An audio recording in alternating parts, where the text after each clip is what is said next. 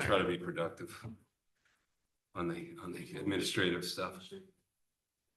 Yeah, don't worry. No, you're good. You're good. Just skip the chairperson. All right, we are live. Good evening. Tonight is May 27th. This is a regular Board of Education meeting. I'd like to make a call to order for the meeting, and tonight, Ms. McCammon will be here shortly, but we're going to skip the chair report for now and go straight to public comment. Good evening. If anyone in person or online would like to participate in public comment, please come up to the podium or use the raised hand icon and wait to be recognized. Once recognized, please state your name and address for the record and note that you will have up to 3 minutes to comment. Please note the time with the chair. We do not have any raised hands at this time.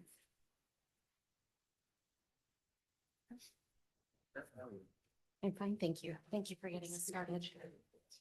That's totally fine. Superintendent's report. Just go ahead. Thank you.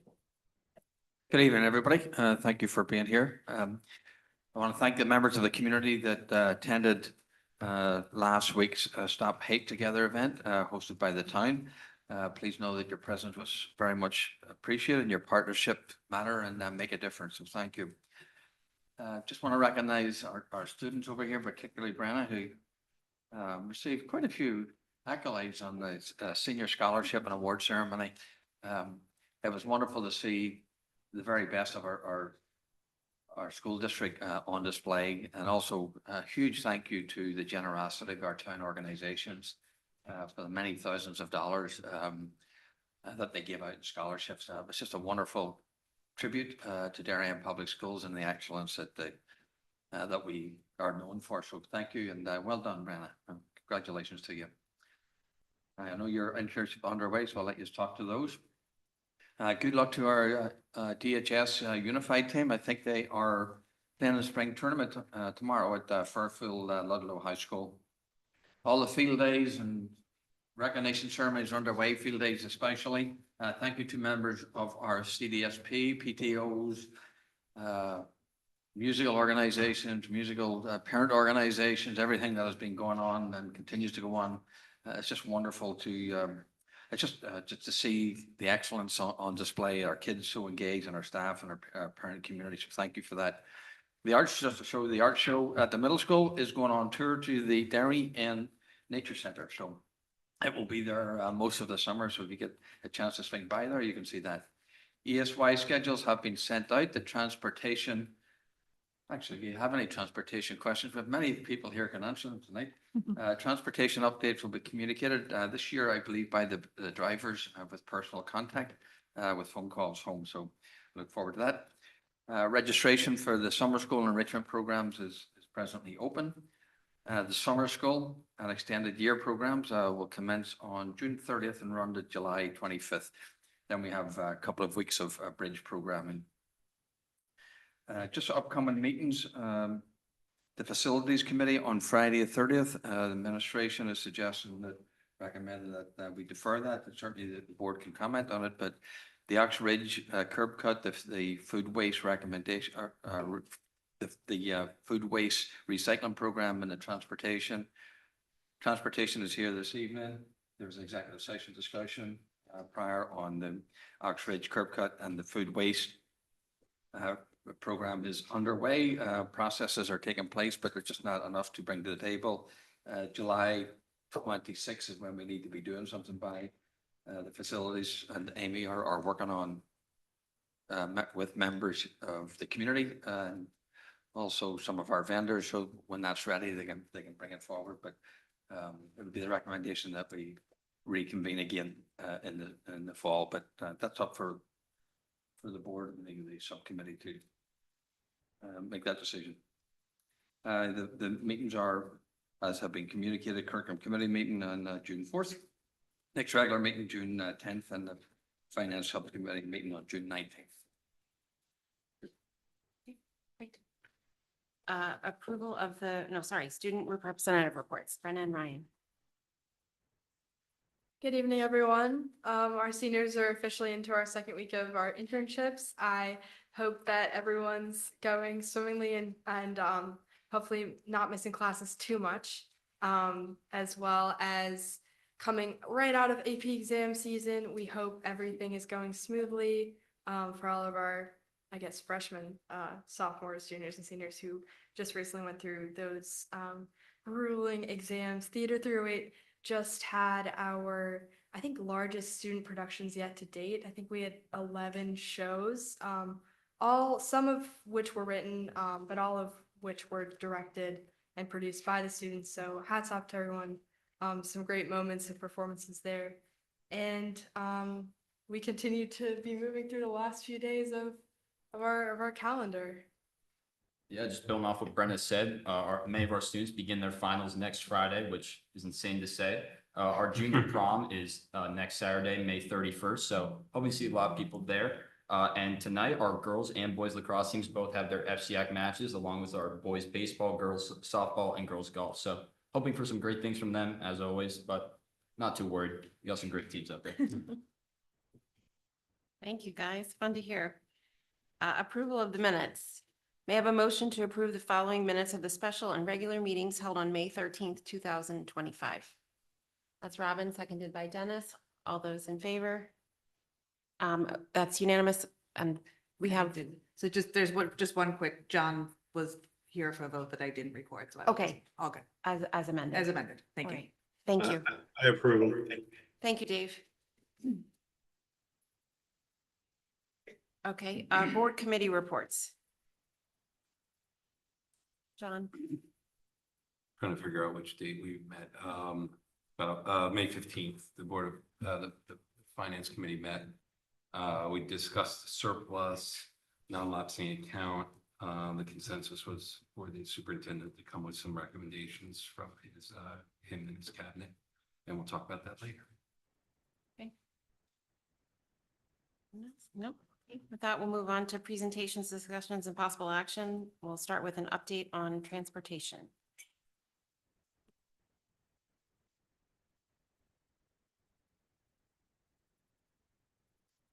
So just to start with a brief overview, we've had a relationship with First Student, who is the district's home to school provider for over 25 years. We do have 25 home to school buses. Previously, we did use a mixture of First Student and some out-of-district vendors for in-house special education transportation. This year, as you know, as part of the budget process, we did bring that all in-house, and we operate a fleet of 15 vehicles for both in and out of district. We typically talk about the tiers. We do have a 3-tier system: the high school, the middle school, and then early and late elementary. And then just as a reminder, we have our transportation policy, which guides who receives transportation. So we have our Director of Transportation here, Ms. Danny Powers. A lot of people probably know her, but I might not ever get to see her. She does do a great job, and this is just a list of her team. She has 15 drivers who do a fantastic job, as well as Mr. Terry Fogel, who is the assistant. I was her assistant principal, just for the record.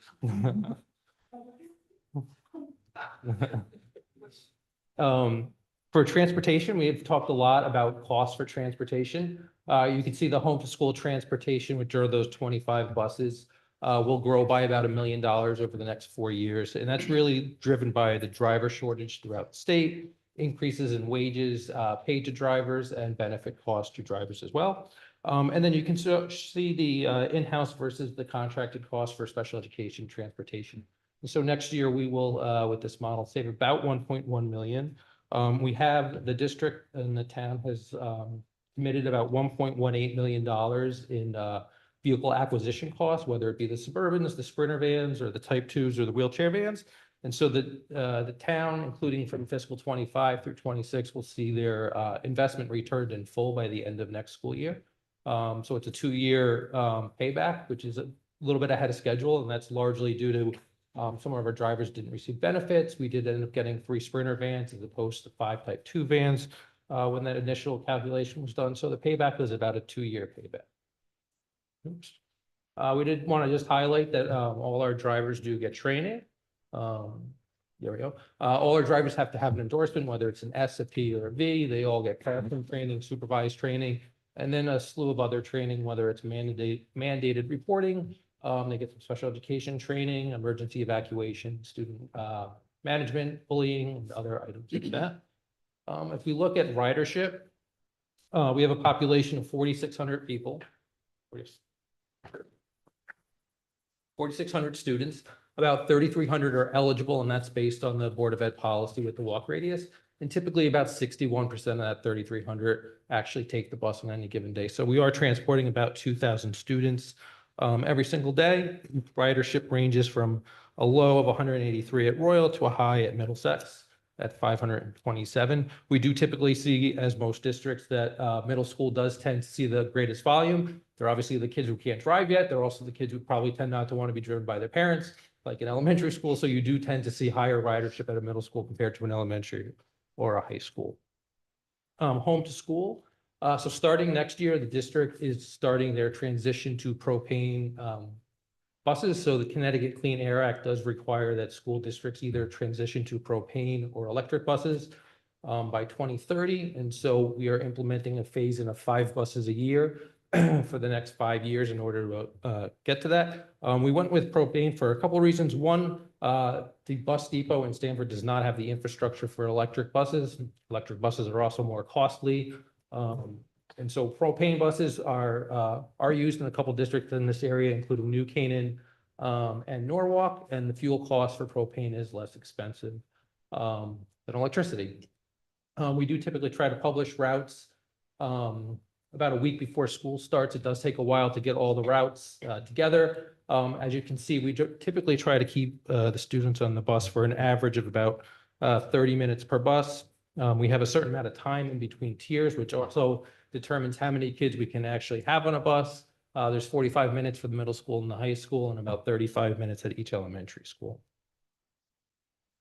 So a lot of times we're asked if, a parent might see a bus go by and say, well, the bus can hold 70 kids. I only usually see maybe 30 or 40 kids on the bus. Could you collapse a bus? And the reason we can't really do that is the time it takes in between the tiers to get the students to school. So if we were to collapse a bus at each school, all the buses would run late, essentially. You have to think about how long it takes the kid to get on the bus, especially at the lower grades, at the elementary grades. It's not a very quick process. It takes a while for the kid to get on the bus. They like to say hi to their friends and they got to sit. So it does take a while, and you can see the number of buses that we have here. Oxford, obviously being the largest elementary school, has the most buses at 12 for the elementaries. Royal and Holmes are down at 7. And then again, the middle school has the most buses at 16. And again, that is a product of ridership. Just as a refresher, we did bring in school bus logistics a few years ago to look at the walk radius. That was a study that's done. And we've used an external router, Lance Osler, to review the efficiency of our routes just to make sure that we're operating as efficiently as possible. There's been discussion about train tracks. This is obviously a commuter town, and so there are a number of train tracks in the area. We do cross 4 areas throughout town: Hoyt Street, Camp Street, Talmadge Hill Road, and Glenbrook Road. The district, through the superintendent, has requested the first selectman through WestCog to start looking at a study to see if there's any ways that can be improved, safety improvements in the areas. All drivers are trained on proper railroad safety crossings to ensure that they're doing their procedures correctly. Community responsiveness, just as a reminder for the community, the chain of communication starts with Ms. Powers, and then it would move up to myself and the superintendent. We have tried to be as responsive as we can, considering some of the conditions that are in place. A few years ago, the board did add bus 25, which helps support some of those high school walk radius students in that Fitch Avenue area. We do always try to make sure that students are not crossing main roads. Sometimes we will get emails from parents where they think their students crossing the road, but sometimes you have buses going in an opposite direction. It's an instance where a student might be getting on the wrong bus, but we never really want a student to cross a main road. And then if we can, and it's optional, we will try to adjust drop off and pick up spots when feasible, as long as it doesn't disturb the whole route. I know we've talked a lot about a bus depot. This is actually a picture of the bus depot in Stamford that First Student rents. A bus depot would need room for about 30 full-size buses. While we have 25, we do have spare buses. So if the bus breaks down, you do have to have a spare bus. You need parking for the bus drivers. You need parking for mechanics. You need parking for the location manager, dispatch, safety manager. The site in Stamford is about a 2-acre site. So you would probably need between a 1.5 and a 2-acre site to make a bus depot. We talked about this a little bit, but having a bus depot is not something that could be done during the budget season. If we were to just magically get a bus depot tomorrow, First Student's not going to just take their buses and move them to a new depot and then credit us an amount. They have a lease for this facility that they are paying on. And so effectively, you would have to break the contract with First Student. You would have to go out to bid. You would have to get a new bus company, and that bus company would have to get buses. They'd have to get drivers. They'd have to get a location manager. The whole slew of staff that goes along with running a bus company, and that obviously takes time. So that's not something that could happen in a period of a couple months. It would take a while between actually acquiring a site and staffing up a site. If the town wanted to look at a bus depot, the best option would be to try to time that with an expiration of a contract as opposed to breaking the contract mid-year. Special education transportation, as I mentioned earlier, we did transition to an in-house fleet of buses. We have 8 Suburbans that support both in-district and out-of-district. We have 2 Type 2 buses, 2 wheelchair vans, and 3 Sprinter vans. And as I mentioned before, we have 15 drivers, 9 monitors, and we support about 128 students. And as shown earlier, it saved in excess of $1 million. These are just pictures of what our vehicles look like. You can see the Sprinter vans and the Suburbans, the wheelchair vans, and the Type 2 buses. ESY, Dr. Adley mentioned before, it does take about 3 or 4 weeks to get the routing down. We do transport about 120 students in district along with about 20 or so out of district students. We do have 10 vehicles servicing in district students, and we have 12 out of district locations as well.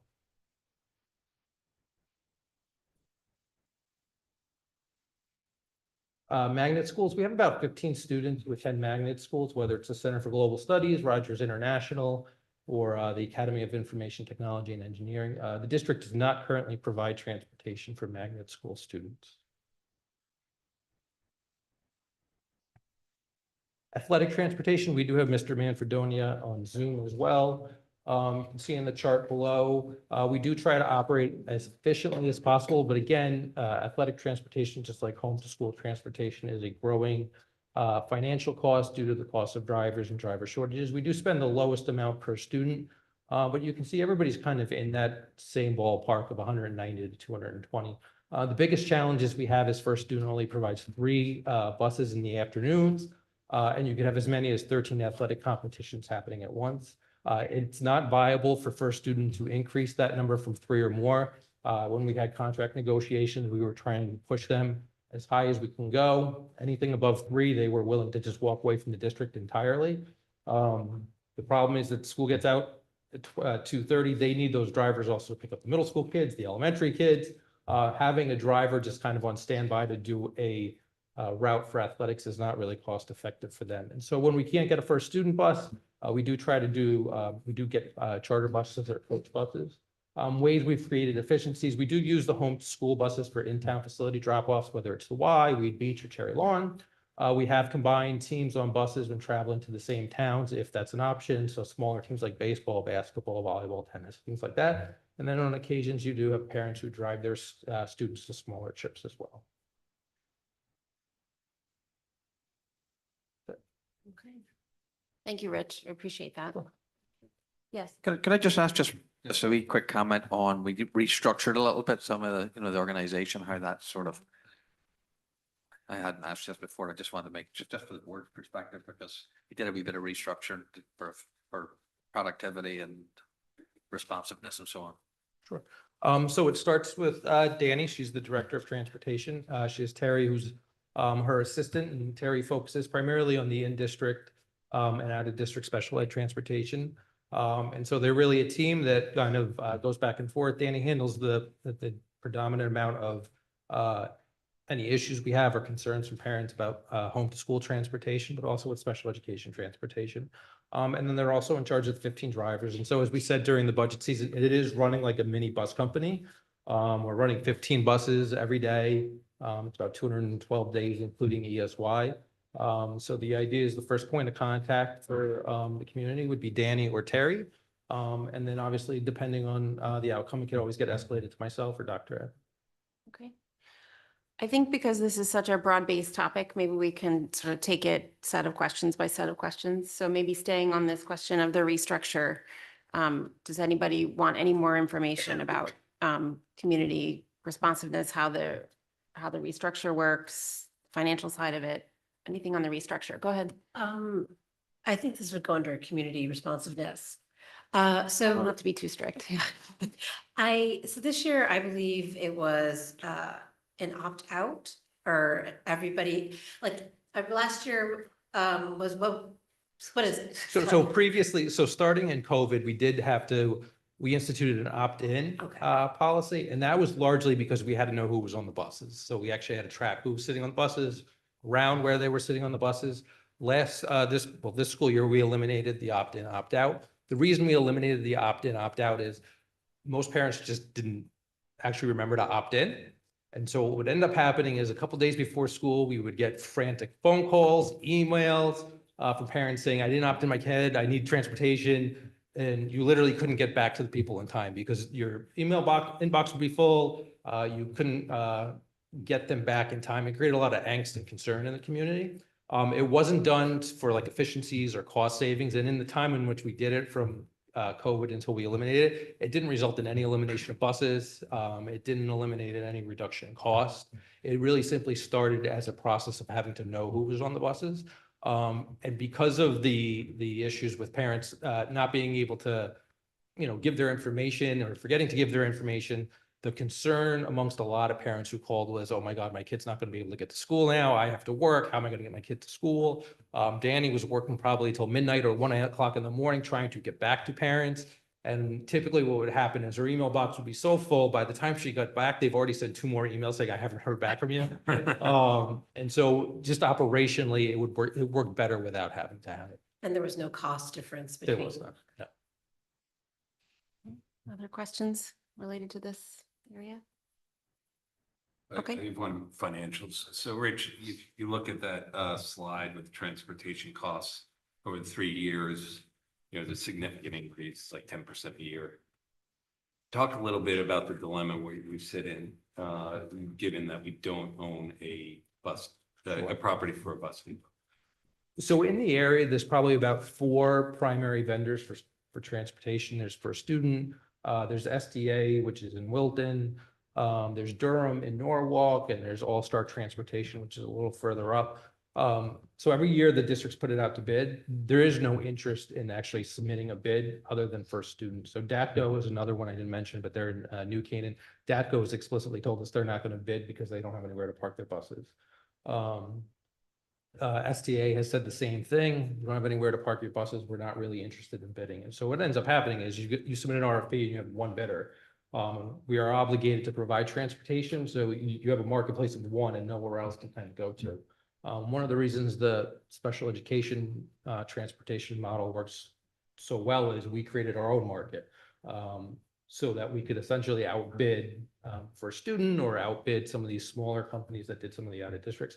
We don't really have that as an option with home to school transportation. So you're kind of stuck getting who you get, and First Student does a very good job, but it also doesn't create an incentive for them to sharpen their pencils. And, when like New Canaan goes out to bid, they had DATCO, they had First Student, they had SDA, same thing with Westport. And so we just don't have that option available to us. And just one follow-up, given there's a lot of variables going into this question, so it might not be unanswerable, but if it was a competitive bidding process, could you estimate the difference that we'd see in this transportation cost forecast versus?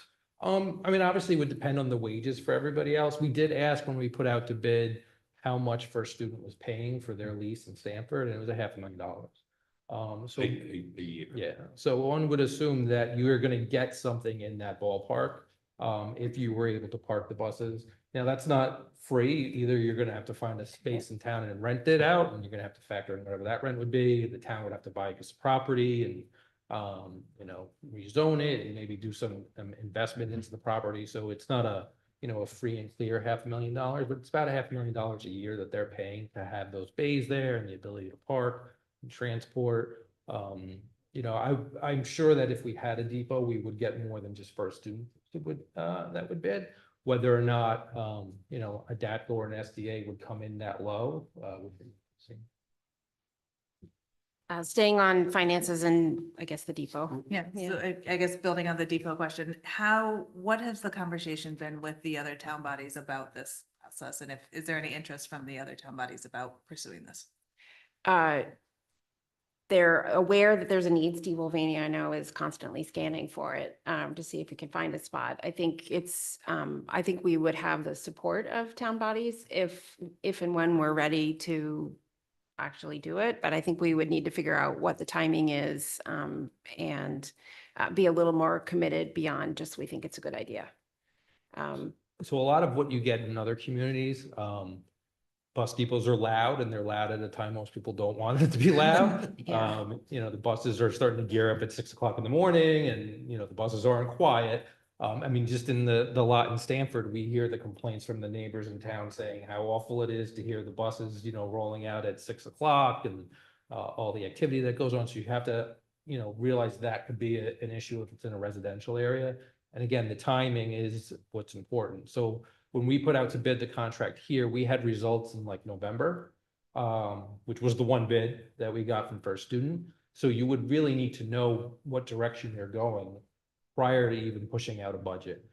Because if, let's say, you were going to have a depot, you would want to know in November that you could offer, actually in October, when you're writing the bid and sending it out, that, okay, we're going to have a place for your bus company to park, work on the buses, et cetera. And then you're looking to award before you've even really gone knee deep into the budget process and gotten approval. So based on the current contract, can you outline what your ideal timeline would be? So we are in year 1 of 5 Right. for the contract. So you have 4 more years to go. Mhm. So if you were really interested in, considering a depot, you're really looking at 4 years out in that last year of that contract. And so if that year started in July 1st, really trying to hone in and get a decision on a site by probably September, October, so that when that bid goes out and you're getting bid responses back, within that bid, it says, our bus depot is at X, Y, and Z address.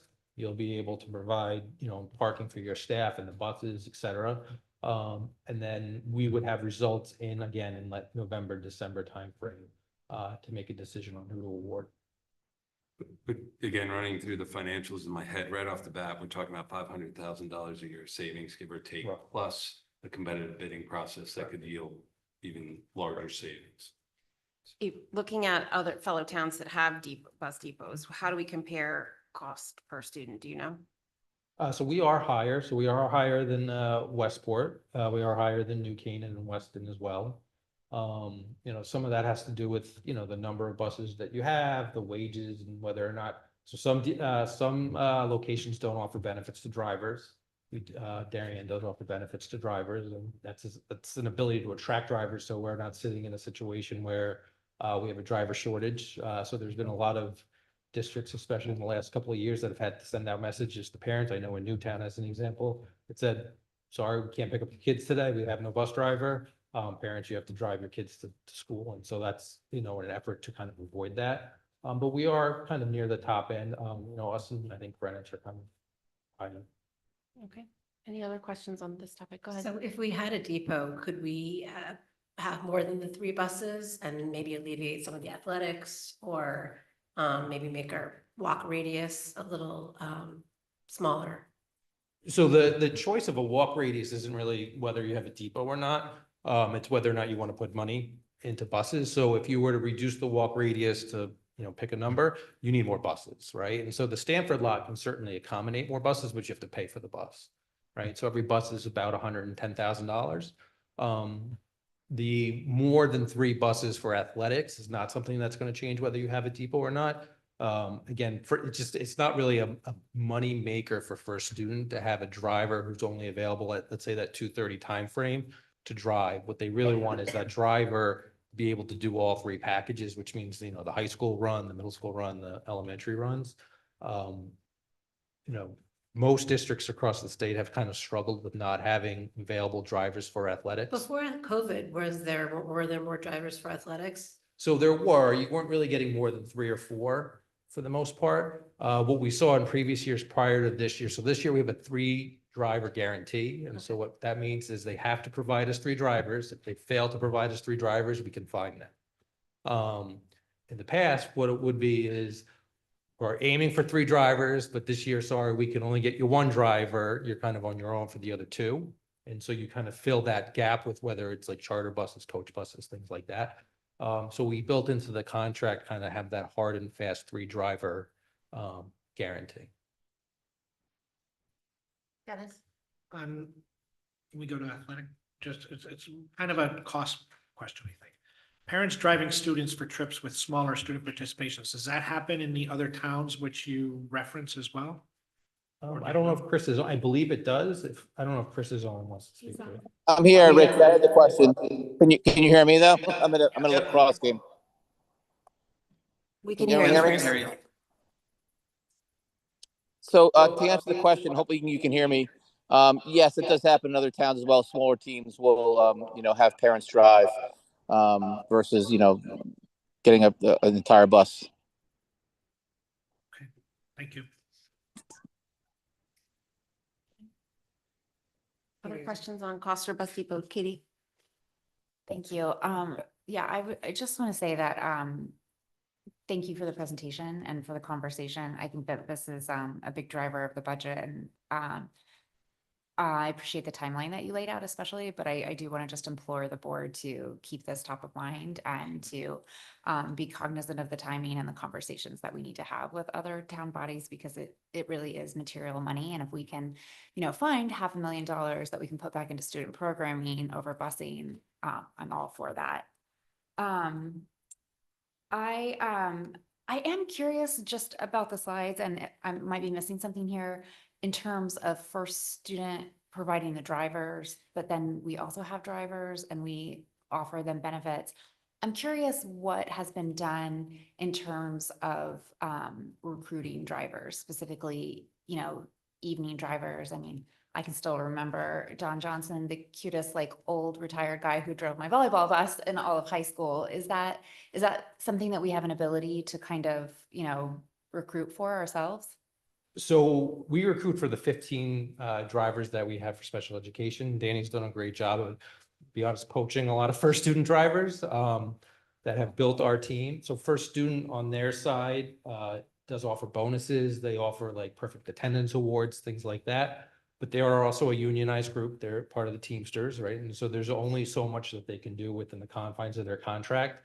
It's not as if they can sit there and say, we'll pay you extra if you're willing to do a couple more routes. That all has to be collectively bargained on their end as well. And again, with like athletics as an example, that's happening at the same time that you have the primary drivers doing the home to school drivers. And so what you need effectively is extra drivers that are not doing those routes to be able to do those athletic. Right. Sorry, I don't think I was clear. If we had our own buses, would we then be able to recruit our own drivers to drive in Sure. the evenings as well?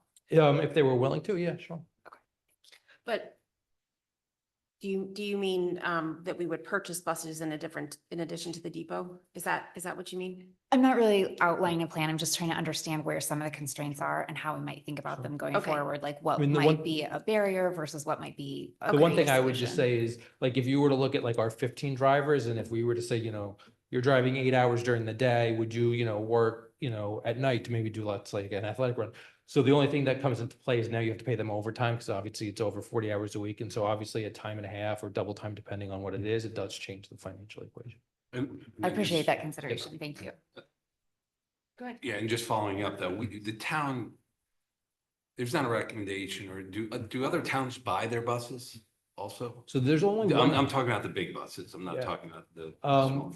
So there's only one district that I know of that does it. I believe it's Glastonbury. That does it, and they run their own fleet. It's a big proposition to do. It's not you're liable for everything. You're liable for all the records. It's not just getting the drivers, because then you have to have maintenance mechanics on staff. It's not typically something that you would want to really get into, buying the 72 passenger buses. It also takes a good 12 to 15 months to actually get a bus, right? And then the other thing you're gonna have to consider is you're gonna have to buy extra buses more than that you use, because if the bus goes down, it's not like you can just go borrow another bus. Whereas right now, if let's say one of our buses goes down, it's not uncommon, or let's say we're down a driver, if the first students say, okay, well, Stanford, we're gonna borrow a bus from you for the day and a driver from you for the day. and kind of shuffle that account around because they have those economies of scale, whereas you wouldn't have that. If So you it's were- very uncommon. It's for very the- uncommon. Okay, thank you. Probably more common up around the Greater Hartford area. Joanna? With the idea of the bus depot, but hiring for a student or whomever to hire, have the buses, what about, do they also pay for the mechanic or the person who sits at the? Yep, so first student has an on-site location manager, an on-site dispatcher who are first student employees. They have safety team manager who is a first student employee. They have mechanics who are first student employees, drivers, et cetera. So would that come with the contract with them as well, or would we need to hire that separately? No, so if you were to have like a bus depot, it would be similar, like, let's say like what Westport has. Westport has their own location manager, but they're first student employees. They just sit at the location that's provided by the district. Then, Going back to the depot discussion, we've always talked about housing it in Darien. Is there anything precluding us from leasing land in neighboring towns? So, no, but you'd likely have to have the town do it because, you have a non-appropriation clause, right? So technically the town could not appropriate you money, but you still have this lease. So I know when I worked in a previous district, we had an issue of not having a bus depot in town. And we actually ended up working with the town, for the town to, enter into an agreement to take property. And then they took the property and they billed us back essentially the cost of that depot so that we could get the depot. If the town even wanted to potentially maybe buy a piece of property in the neighboring community, they would obviously have to be the taxpayer to that town if they own the property. But there's nothing to say that the town couldn't lease or maybe purchase a property outside of its boundaries. I would imagine that they would want to go through their council to make sure that everything's, okay. But there's nothing to say that you couldn't have a piece of property in Norwalk or Stamford, for example. Just one final question. Can you just give a quick comparison when we are able to use one of those 3 first student buses for an athletic event versus a coach bus? Like, what are we talking per instance? In terms of like the cost or, it's probably a good 30 to 40% more to use a coach bus. It's Um, it's dependent on where the trip is going to, quite honestly. Obviously, a longer, further away trip is going to cost more and be a bigger differential than what a trip that's closer by would be. So those 3 buses with for student, like we're paying those per transaction, per transport as well for athletics. It's not part of like a contract. No, Whatever our you're schedule paying is, an they're extra. counted out. Correct, yeah. so I think sort of, I'm not want to finish the total discussion, but in terms of the bus depot, it would be helpful to document some of this in a memo that I could formally send over, please, to the P and Z, the Board of Selectmen. I'll copy the Board of Finance so they're just aware. So that everybody has the same set of information, please. I definitely think it's worth pursuing in the next 4 years or even, starting the ball rolling because we know we do have some time, but not a ton of time. So, yeah. There was talk about doing a capital prioritization, Yeah. kind of list town-wide. Yeah. Where does that stand, do you know? No, I don't know exactly where it stands. Good question. I know that John was aware of the depot as a discussion. But I'm not sure it's on there. Okay, I can check that too. okay. Thank you for asking. There was talk of food pass and so on, so you would want everything to probably coordinate with that too, if The sidewalks, if you were, yeah. yes, if you were doing something. Yeah, Oh, yeah. Yeah, which there is a sidewalk study. I have asked John, I'll ask him again to just brief us on the sidewalks, because I know he's looking at some of the areas around the schools also. So we're aware of the scope of that. Okay, anything else on bus depot? Yes, Katie? Well, I just wanted to talk about ridership. Go If we ahead. can- Okay, great. So I have a couple of questions about ridership. First, especially if we're updating with a few of the information and the questions, I'd love to see the total student population next to the slide where you have the school's ridership. Because I think it would be helpful to paint that full picture of not just who's eligible and then who's using, but also like what percentage of our full population is actually making use of the bus.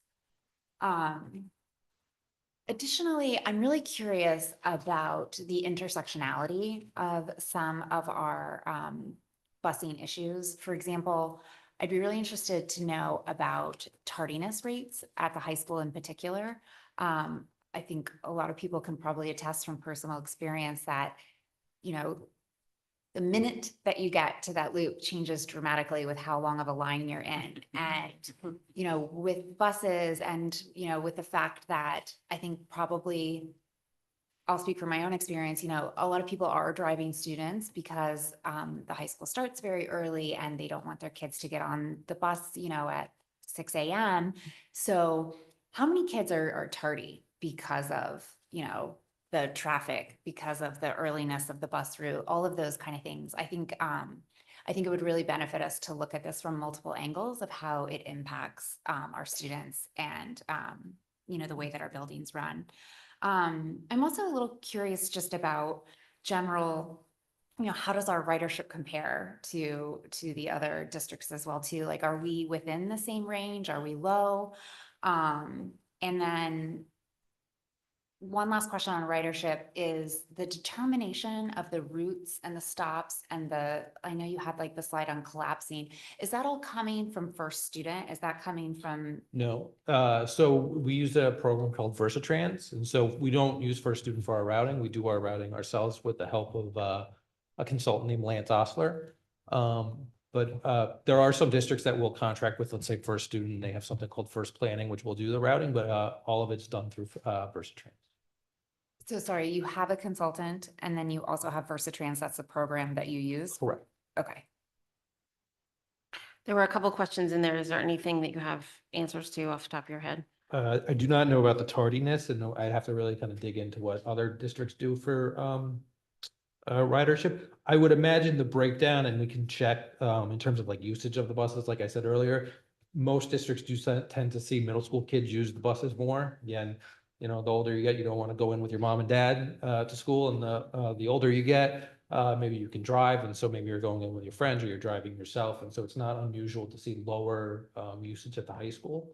But I would have to check really about some of the elementaries. Can I just, for clarification?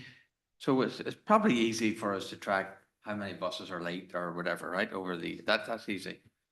But the other one about arriving in the circle, like how do we get to? Yeah, I'm not saying it's easy, but I do think it would be beneficial to pay attention to. Again, using my own example, I know that the high school certainly tracks a certain number of tardies, you know, that gets you sent to an admin and another. So, you know, in those instances, when maybe you're on your second admin meeting for being late to school, I think that could be an interesting question. You know, is this a bus issue? Is this a loop issue? Is this a I can't wake up in time issue? I think that those things would help us better understand our population, and then also, you know, what maybe is within our control. Brenna, What's that? Brenna. Brennan? So if we want to like look into like the tardiness issue, I think that there would be some value to polling those attendance meetings, specifically those about people who were like consistently tardy. But I'm not sure about, because what happens is the buses like have their own special entrance, so they're not always waiting in line with all the cars. So I think it would be challenging to specifically pinpoint the buses in the DHS loop, because oftentimes even just like for the regular traffic, even for like the pedestrians and the cyclists, like it extends far beyond that one-way road that goes into the high school. I was a bus rider and I was late many times because my bus was late. And the one thing that I had sort of picked up was that these poor drivers have a set time that they have to be at every house. And a lot of the times those set times are illogical, because if you're leaving a house, let's say on like Fitch at 7:29, there's no way that you're going to get to the high school on time. So, you know, it's not fair to anybody, because the students wind up with the 7 or 8 tardies or whatever it is. And then the drivers are getting angry emails from parents. And then and the teachers are saying, you know, why is everybody coming late to class? So it's a negative feedback loop for sure, but it's also maybe we just need to re-examine what time, because there's nothing that the drivers can do. They have to be and they're as flexible as they can be, but it really is something I think more so on the administrative level, examining like, do all these times make sense? Do we really need 15 minutes to get like 0.5 miles away, especially at like 7 in the morning when there's maybe not going to be as many cars on the road as there would be at 7:30? There also have been like instances where I know like buses have literally had to like pull over on the side of the road, especially earlier in their route, because they were running too early. It's that timing thing is tricky, and everybody deserves a grace period of however many weeks it is, but I think we could, if possible, amp up the evaluative work that we're doing in that period to really make sure that everything makes sense and everything is what it ought to be, I think. Danny, is it- Go ahead, Danny. Yep. Just wanted to speak on, tardy. come up to the microphone, please. Our students are not marked tardy. I have GPS on all first student vehicles and on our vehicles. If they get to the school late, we notify LA, they'll mark them. It's no fault of the students. But what we run into in the high school is the high schoolers like to park and the buses are trapped and can't get into the bus. So I've had a couple of issues that we work on, but I do have a program where I ask parents for first view where they could track the bus, and I have the ability to see what the arrival time was for each school. Okay? Thank you, Danny. And I just want to clarify that when I was asking about the tardies, I really wasn't blaming the bus tardies. I really was asking how many people are tardy because they're avoiding the bus and then they Right. get caught in the car traffic. Well, a lot of the complaints are coming from the Toke section, because that's our longest route. So they start at like 6:43 and they're on the bus for a while. So a lot of parents don't like that, which we try to accommodate as much as we can, but we're also dealing with construction or vehicles blocking or, lawn trucks, every single day I'm calling the police department, like, can you call? Because, our buses are stuck. So I do have the ability to track all of that, and I do that. Okay? Thank you. Joanna. Sort of jumping off the idea of tardiness, sorry. I know this was an issue, at least at Tokenique last year, and I still have heard rumblings about it throughout the district. Sometimes the buses get to the elementary schools a little late, and then if a kid, for instance, has like a special, they might miss the special if it starts right at, the arrival time, and they come a little late. Some of this, I feel like, happened when we eliminated morning recess, and buses couldn't, so like maybe if they were dropping off in the second tier, they couldn't drop the kids off a little early for them to go out to morning recess. Now they have to wait until they can get off the bus, and then now they go before they could go to the third tier. So I was wondering if there would be any sort of data on when buses or how many buses are getting to the schools after the official start of school, based on these sort of timing issues. What I'm saying. And then just back to ridership, I was wondering if you had the ridership of the late buses at middle school. I know there's only 2. We can pull that. Yeah.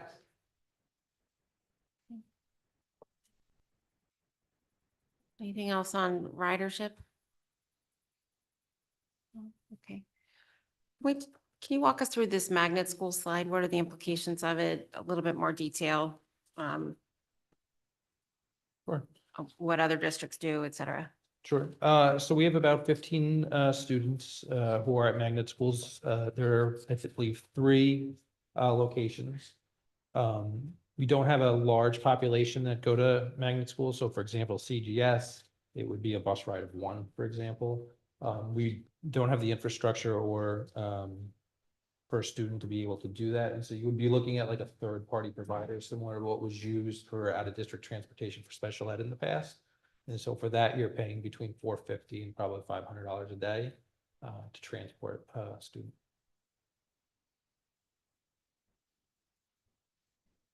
Any questions on the magnet schools? Do most districts have a policy one way or the other? So it depends. I mean, districts that have a lot of students going to one magnet school, they might provide transportation to that location. A lot of districts who might have, or similar to us, where they're only, providing transportation of 1 or a couple of students, will typically do what we do, which is not provide transportation. Okay. You have a couple of school districts who, when they bring diverse students in, use that money to fund kids from the Ascendant District to other magnet schools.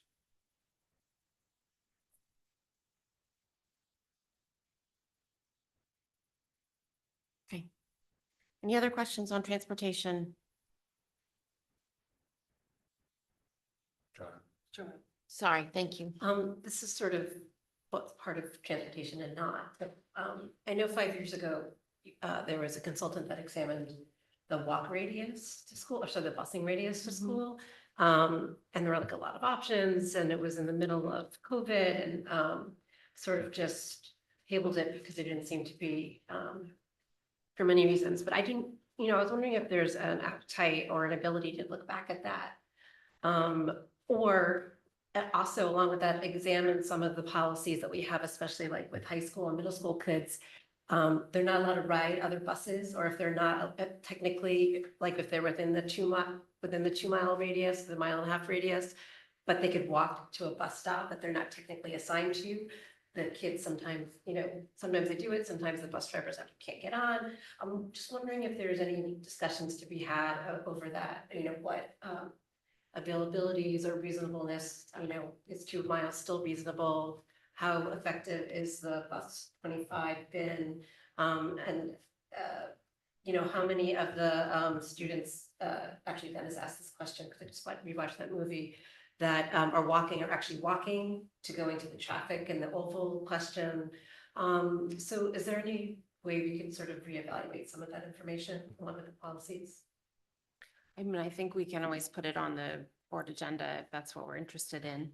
Do you want to touch first on some of what Joanna was speaking on before we pick it up? Sure. I mean, changing the walk radius is really a question about where you want to put your money. So if like you want to reduce the walk radius, you're going to need more buses. And so it's just a matter of, is that where you want to invest your dollars when you have the budget coming up? I mean, I think one of the things that was talked about in the school bus logistics report was changing all the elementaries to a 9 o'clock tier. And I believe it was like might have been a 2 or a 3 bus ad. That's an option. In terms of bus 25, which was added, the ridership definitely is probably the lowest ridership of the 25 buses we have. It fluctuates depending on the season. The colder it is, the more kids we get on the bus. It's not as much fun to walk when it's cold in the winter as it is in the spring or the summer. But we probably have between, 20 and 25 kids, I think, on that bus 25 every year. Yeah. Sorry, Danny, I can't hear that and we have to record it.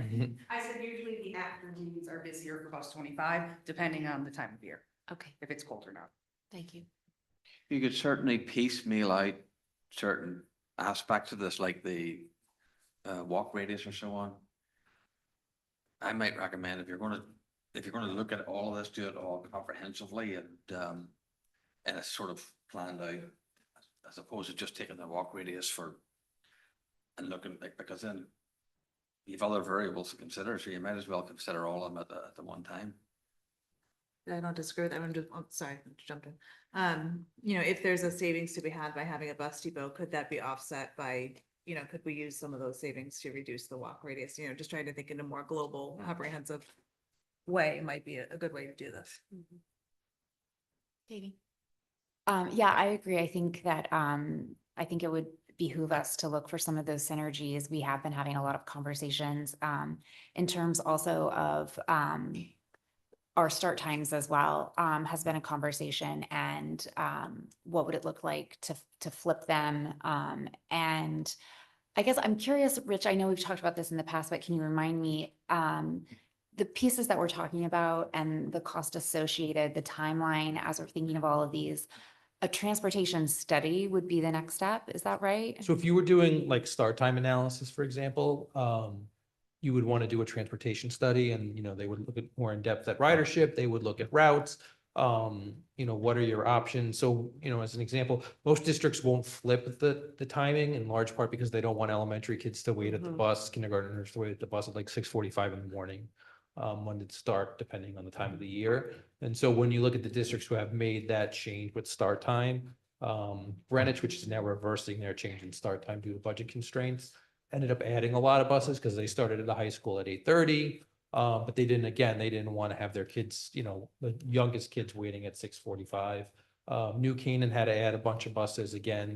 They looked at everything. There's really not a zero cost solution. And so that typically that's why you'd want to bring in that consultant to say, you know, would it make sense if all the elementary started at 9, for example, and maybe that changed the high school and the middle school to a different time, maybe not 8:30, but something, you know, in between. I think that's what Wilton did many, many years ago when they were one of the first to change. The prohibitive cost is really that 8:30 time, which is what Greenwich did. Can you just remind us what the ballpark would be to do that kind of comprehensive study? You're probably looking at a cost of between $20,000 and $30,000. 20 and 30, okay. And is that typically something that we would put into a budget book? Correct.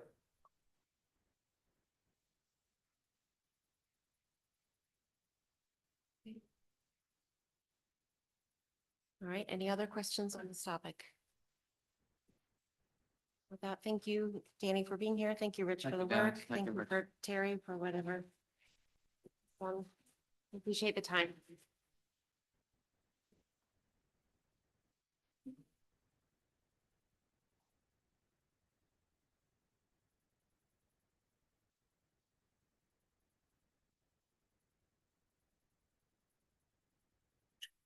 Hello, Mr. McGuire, how are you? I'm well. I'm right here already starting thinking this is your last instructional technology update that you get to see Dr. Adley. And I'm gonna make sure I send you all my future slide decks so that you can, give me feedback before the board gets to see it. I look forward to that. I'm gonna find you. I'm gonna find you. So technology has 4 primary roles in our school district: communication, administrative tasks, safety, and of course, to support teaching and learning. And if you're not sure who I am, or if you're watching from home, I'm Tim McGuire, the school district's instructional technology coordinator. I'm here tonight to provide an update regarding some elements of technology related to instruction. Make that clicker work this time. Here we go.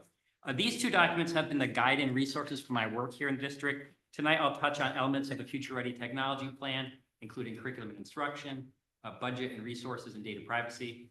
The strategic plan goals addressed tonight include expanding the professional capacity of our staff and improving technology to support teaching and learning. Let's see, so I'm going to provide 4 updates primarily on these topics: artificial intelligence guidance for staff, updates on the K-8 smart device practices, as well as insight into the 912 plan for next year, utilization of data connected to software in our district, and a look forward to our work next year. All right, artificial intelligence, first big one. Well, we can talk about using AI or not using it. We can try to block it, ban it, or restrict it. But if you follow the news like I do, large amounts of money are being invested in AI. And even though AI, as we kind of know it right now, is around 2 years old, employers are currently expecting AI skills in hiring. So the 2024 Microsoft Work Trend Annual Report highlights this shift. And so in the workplace, the use of generative AI at work in the corporate world has doubled in the last 6 months, with 75% of knowledge workers now using AI at work. Nearly 80% of business leaders say they must adopt AI to stay competitive. 66% say they would not hire someone without AI skills. And 71% say they'd rather hire a less experienced candidate with AI skills than a more experienced candidate without. So AI is here. At the start of the school year, Holly Clark, who's a world-renowned expert on technology integration in schools, she led our convocation at the start of the school year with messaging on AI in schools. And Holly, to her credit, helped me shape over 15 professional learning sessions this year for our staff on AI that I offered and presented. But I'm not the only one providing training. Shout out to our high school librarians, Brooke and Maureen, as well as our system technology coordinator, Lori Ritvo, for offering their sessions. And I'm sure there's other staff that have offered department level sessions. We've also tried to support staff on AI understanding through our monthly district-wide technology newsletter, which is something we launched this year. And I have 10 staff around the district that have been collaborating on that, and a number of the contributions have been around AI. So that does sound like an impressive amount of professional learning. And I kind of think it is when I talk to some of my colleagues in my other district. I think we're doing a really good job. But I know a number of staff feel like they are underprepared for working with these tools. And I think that's probably because the area changes so rapidly. So one of the things accomplished here is a district technology council with input from administrators and teachers. We developed guidance for staff on the use of artificial intelligence tools. And within that, guidance that they can use when they're working with their students. So guidance that they can share with their students. More information is currently available and posted on our website and was also distributed to all staff in that aforementioned newsletter. Our goals with the guidance are to, of course, enhance efficiency, but more importantly, educational outcomes. And it does, of course, again, emphasize responsible use of AI tools, encouraging the development of those technology skills that I mentioned that's so important now to the corporate world. Embracing the potential for AI to improve accessibility and personalization of learning materials. And of course, we want staff to use approved tools. They should also be reviewing AI-generated content, protecting our students' data, and continuing as they do to uphold academic integrity. So to help that, last year in my presentation this spring, I mentioned the build and the deployment of our school digital library for software, which has searchable and sortable information about software tools that are approved, as well as links to student data privacy agreements, so staff know what's available. Well, this year we've added a filter and a feature set, so staff know what tools are approved that are related to AI. And as you kind of look closely at this, what I'll let you know is there's currently 16 third-party software tools that have been vetted for student data privacy. 10 of those 16 are restricted currently to staff only. But this is also a changing dynamic document. So for example, if I think about a product like Gemini, in August, Gemini wasn't even available for staff. By next August, this coming school year, it'll be available for our high school students. That's something that continues to be adopted and changed. Now, this slide, to me, is the most impressive slide, but we'll see what you think here in a moment. I don't know how many of you know who Sam Altman is. I'm looking around to see if I got this or no ideas, but see, he's the CEO of ChatGPT. And I found this post rather striking. I think it's important that I share this because we have a lot more to do with artificial intelligence and we have a lot more future work. So for anyone that has kind of any doubt, AI is here. AI is a very different kind of tool when compared to other tools. So I think of tools, sometimes I go right to a hammer or maybe a toaster. AI isn't like that at all. It responds to us using human language, and that really does change everything. So I don't really need to evaluate the work of the hammer or the toaster. I know if I've used a hammer, I've probably bent another nail. I know if I've used the toaster, I've probably burnt another piece of bread. But with AI, we can't just assume that it's working as intended. We have to really evaluate those outputs. We have to be clear of it. So depending on the tool that's being used and the prompt that's being used, AI can be very persuasive. This is something I don't think it's talked about quite as much with AI tools and people. One of the secrets to the persuasive power of AI is this ability to customize the argument for any individual user. So our relationship with AI is different when compared to other tools and requires experience or even a form of literacy. And this is a point of struggle right now because experts way smarter than me are still wrestling with what AI literacy looks like. There are some points of agreement. Tool fluency, which would be the idea of knowing how to prompt and evaluate those outputs. Really, I'm stressing that word evaluate tonight, those outputs. Ethical awareness on things such as privacy, bias, and misinformation, and process transparency, or being able to explain when and how it was used. So kind of looking a little bit at my high school students that are here tonight, recent research highlights that students without thoughtful AI experiences tend to trust the output unconditionally and often will end up using it to complete assignments without really engaging in that learning process. But students that have received intentional and critically taught AI experiences, which is what we really need to develop next, form of AI literacy, are more likely to see AI as a tool and not a substitute for thinking.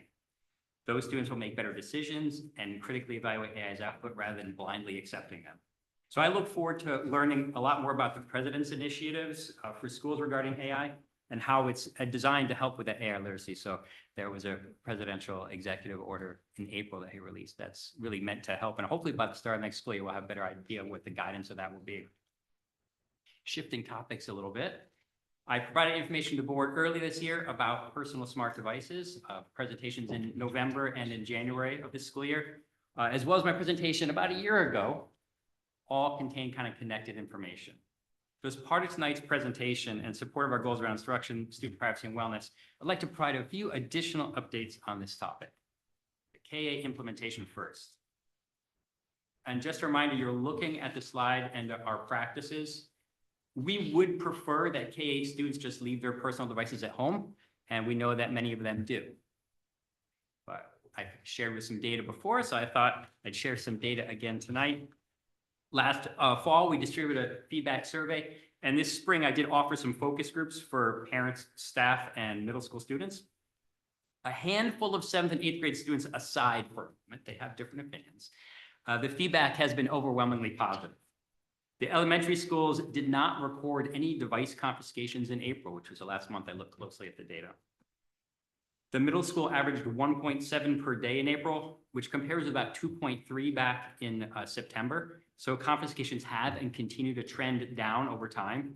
And if you consider there's about, 1,050 middle school students on any given day, your students at the middle school are 99% compliant. I do include a few other tidbits of data, but I really want to stress that high degree of compliance. So like when you're looking at these charts here, this is pulled from the entire data set from the whole school year. So the worst days tend to be Fridays, right? The most incidents tend to be grade 8. You have a grade 8er, you know. Sixth grade students are more likely to be seen with smartwatches. But overall feedback from both the staff that I spoke with and parents I spoke with that they're happy with the change. And I mentioned some 7th and 8th grade students. They shared concerns on the protocol, and several mentioned that their parents are trying to reach them during the day. So parents should know that students at the middle school are allowed to access a phone to make urgent calls if necessary in guidance or the front office. But I just ask that they please help us to continue to support students by refraining from texting the child every day. I just want to comment and move on again. I'm so proud of this data, and particularly I'm proud of the kids, the staff, the community for a joint effort in this, because it's based on trust. And I just believe that kids will rise to the expectation. Okay, maybe not again, but I'm just so pleased. Because there were people who were here commenting, we couldn't do that. The kids wouldn't do that. The teachers wouldn't do that, and it wouldn't work.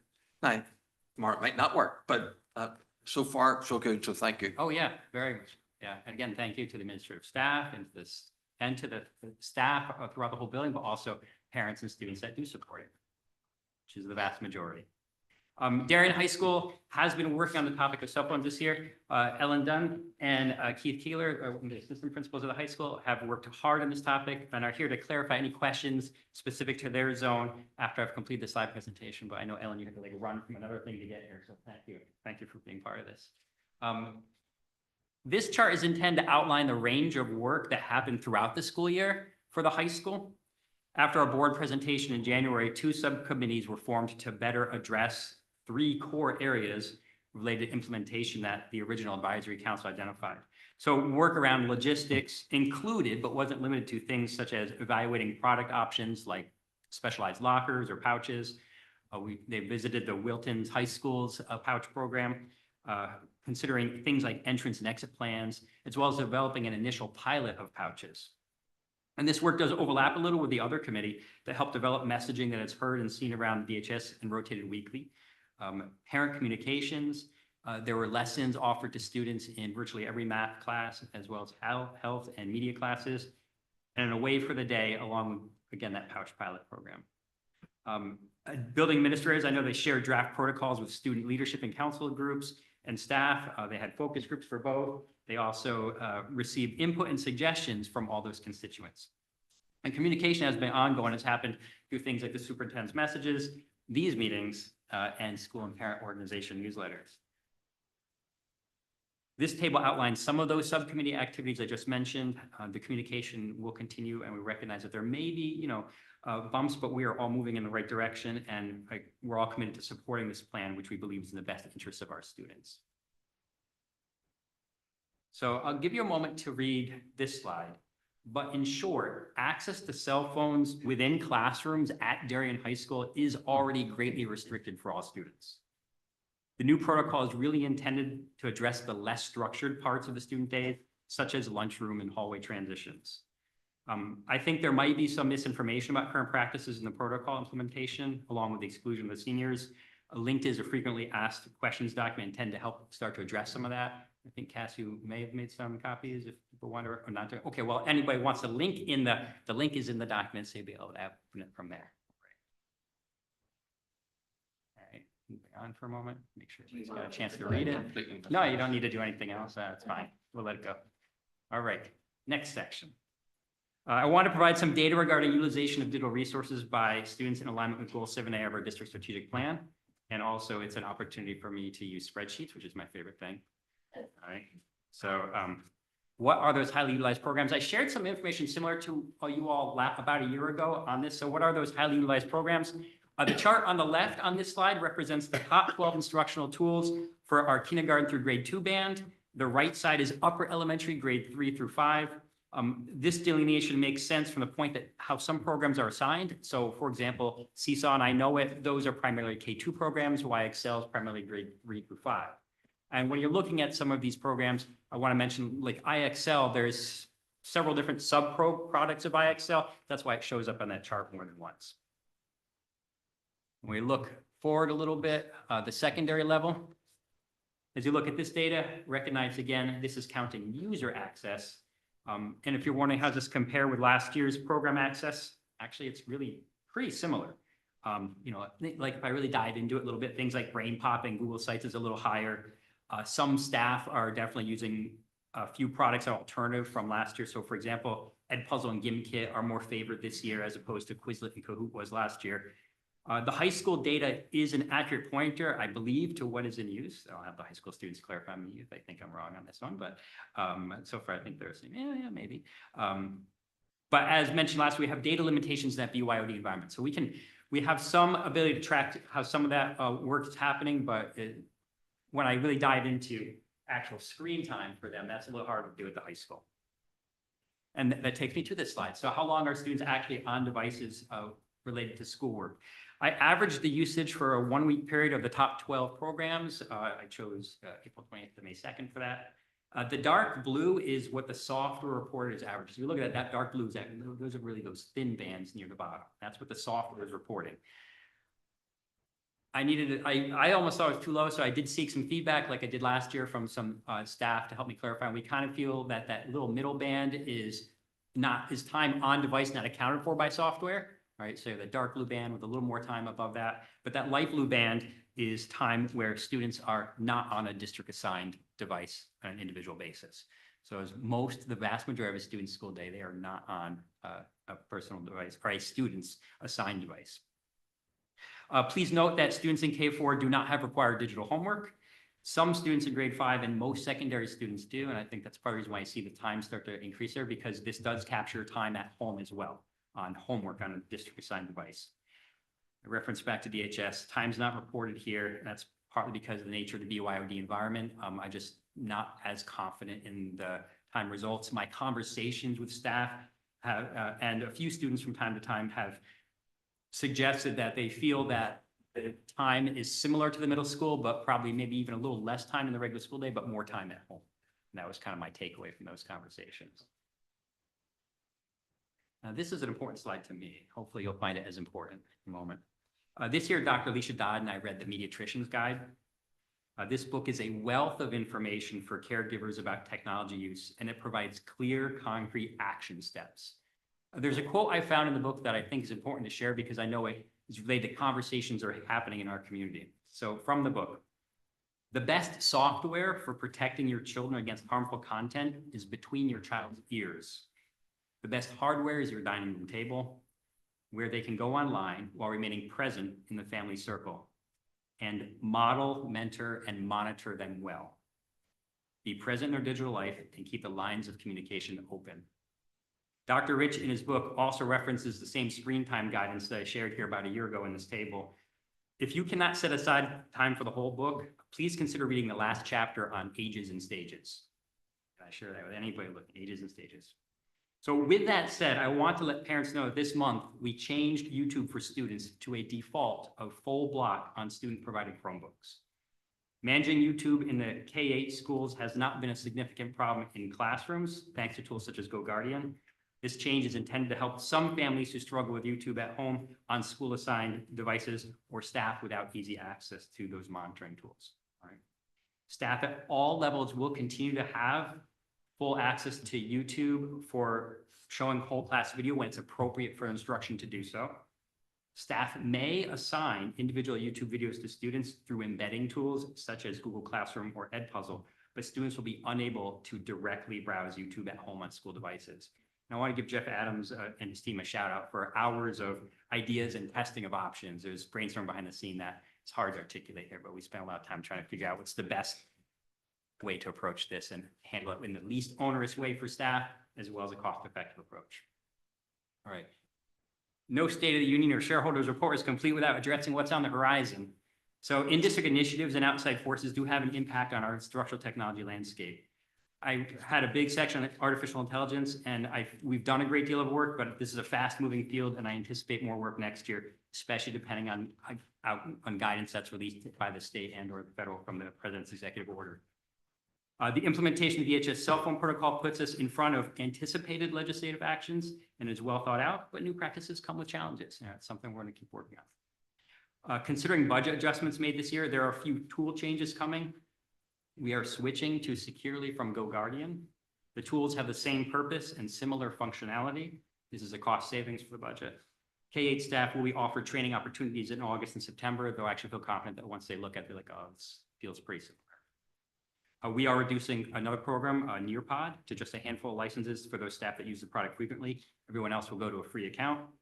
We're also eliminating paid Zoom accounts. Staff may continue to use a free version of Zoom or Google Teams or excuse me, Microsoft Teams or Google Meet. Tim, those are our kids up there. I'm Oh, assuming. you want me to talk to the kids from? Oh, yes. Well, I'm So assuming you chose it this is, for. well, I don't know if I should give their last names, but one is a current high school student that's participating in an NHRL competition.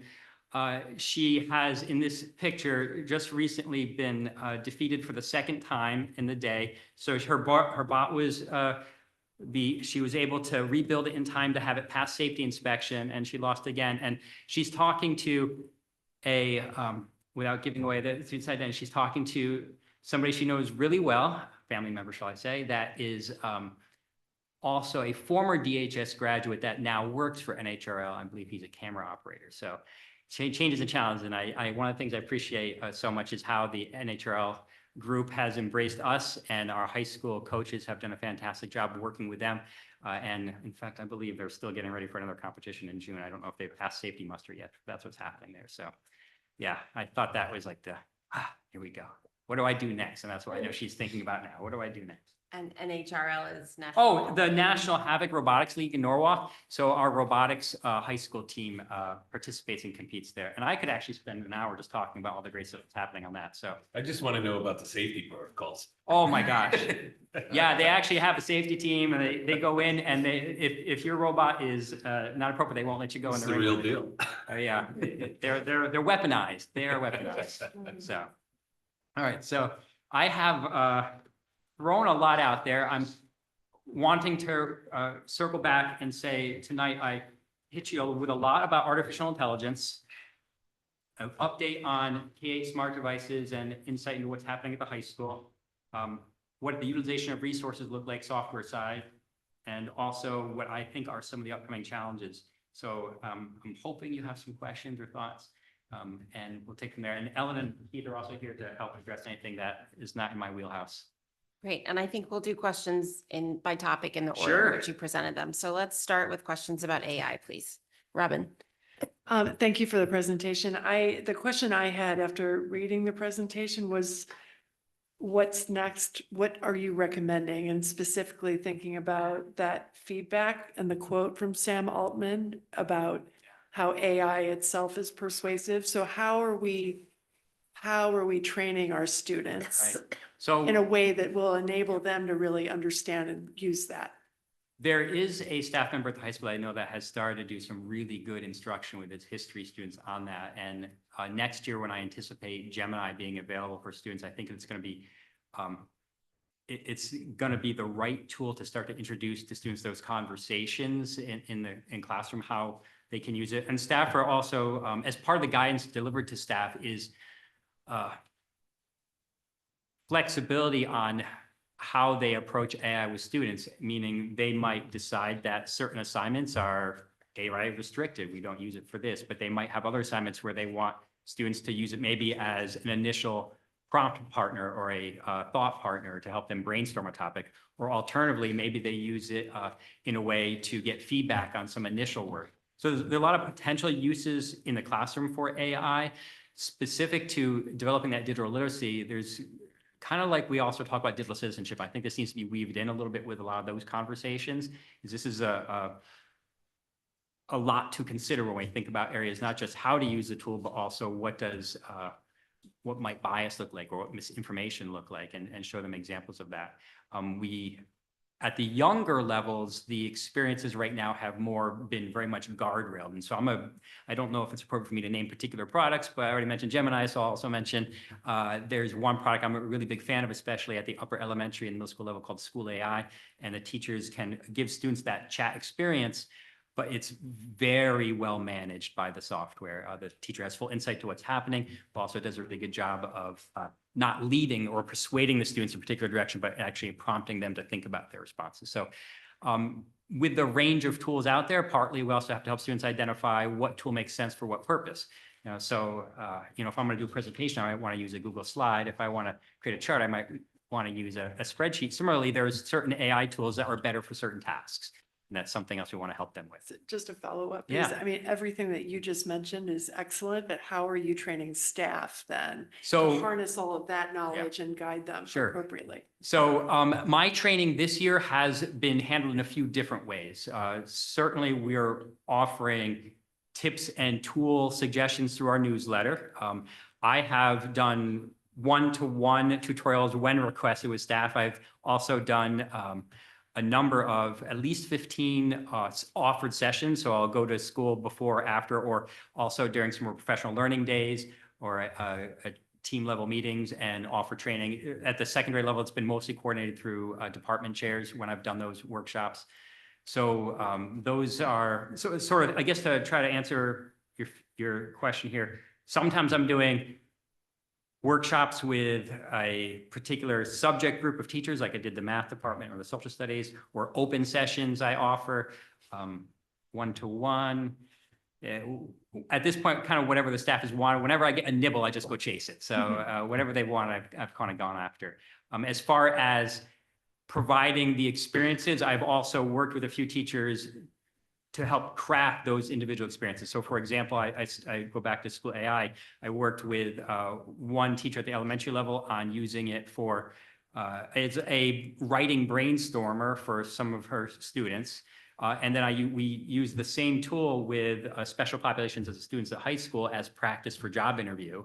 So it would provide questions and responses to them in job interview. So it I'm kind of just depends on thinking the nature. scale, because you have got a great amount of knowledge, and it would be really nice to be able to incorporate. So I'd like to ask that question a slightly different way, which is, at this point, that this technology adoption curve is moving faster than we are. It is. And at this point, you're talking about tactics that you're using to kind of do this, that, or the other. And certainly I can see that you have a strategic approach to it. But my question is, how are you putting some guardrails around creating a district-wide, system-wide approach to AI?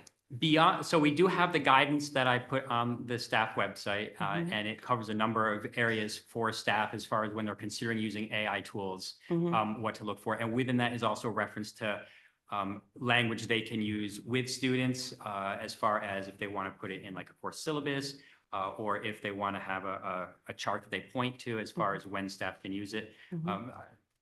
I'm leaning on that guidance. It's meant to be, it's meant to hopefully not need to be updated every 6 months. So it's not specific to individual tools. And that's why we also have the Learn platform to help staff know what's approved. And one of the things I wrestle with staff when I do the presentations with them, I will show, I'll start talking about tool and I say, well, this is true this week. So we always have to be flexible minded and know that these things are going to change and change rapidly.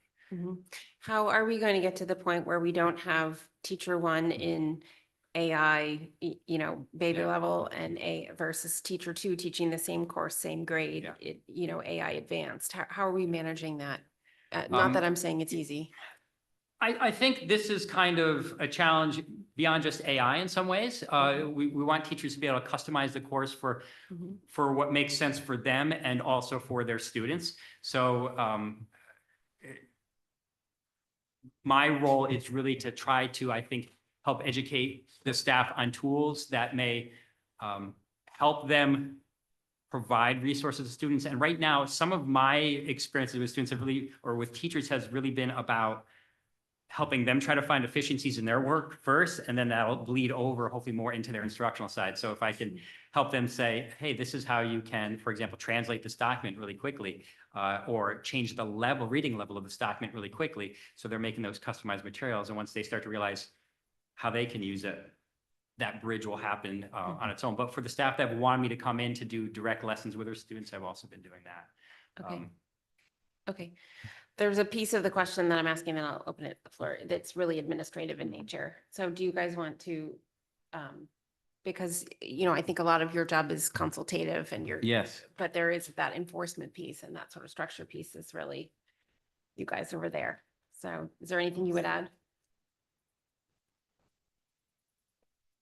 I would add, as Tim indicated, there's work that needs to be done department-wide, so to be more systemic really through the department chairs. And just like when we think about, Tim, you would know what decade this was, but when digital citizenship came on the scene, it was like, how are we ever going to manage this? And like this is just another layer. So really what you need to do is think about also how to embed within the curricula resources that are appropriate. And like Tim said, we have to do so we're not naming specific resources because they change so rapidly.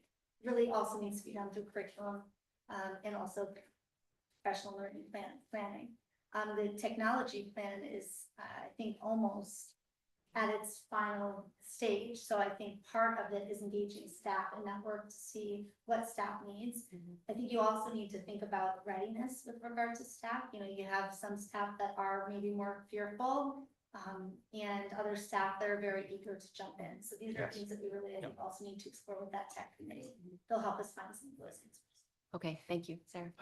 Just gonna build on what Amy said. I think this is a great conversation for the curriculum committee to be having, because this is a much deeper, we can have a much deeper conversation at the subcommittee level. So I'm suggesting Amy and I work together to find a time in the fall to work on this, because I would love to hear more in detail. And I'm envisioning, teachers from the different levels explaining how they're using it, questioning. And I actually would love to question Brenna and Ryan, just to get your thoughts on how have you seen your AI use change over the past couple of years? How do you use it?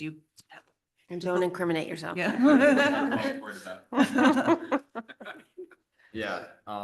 Just from like what I've heard from many of my teachers, going back to Miss Nelson's point about like AI becoming more persuasive, like what you write and how AI writes, they're both very different voices. It's very easy to tell, like, especially without human input, what's AI and what's written by a person. And I think with like in a year, that won't change too much. AI has programs where if you ask it to write like a person, it will say it's against my programming. I can't do that. And I'm not encouraging myself here. I've seen it around. I've seen it around. It's a thing on social media. But yeah. Would you say that you used AI in most of your classes? I've used school AI. And then if you ever search anything up on Google, Gemini instantly gives you an answer. There's no turning away from that. Those are the two I have the most experience with. But I think Gemini, it's a great tool. I think it would be very good in our school system, from my personal opinion, at least. So I want to bounce off so that we'd be using the free version of Gemini next year, not the paid version. So high school graduates, if you're graduating this year, you can get the full version free from Google for a year for you. So we've been building the capacity of the staff this year. That's the way I would put it, to be honest with you. High school right down to elementary school, that's where we started off the convocation at the start of the year.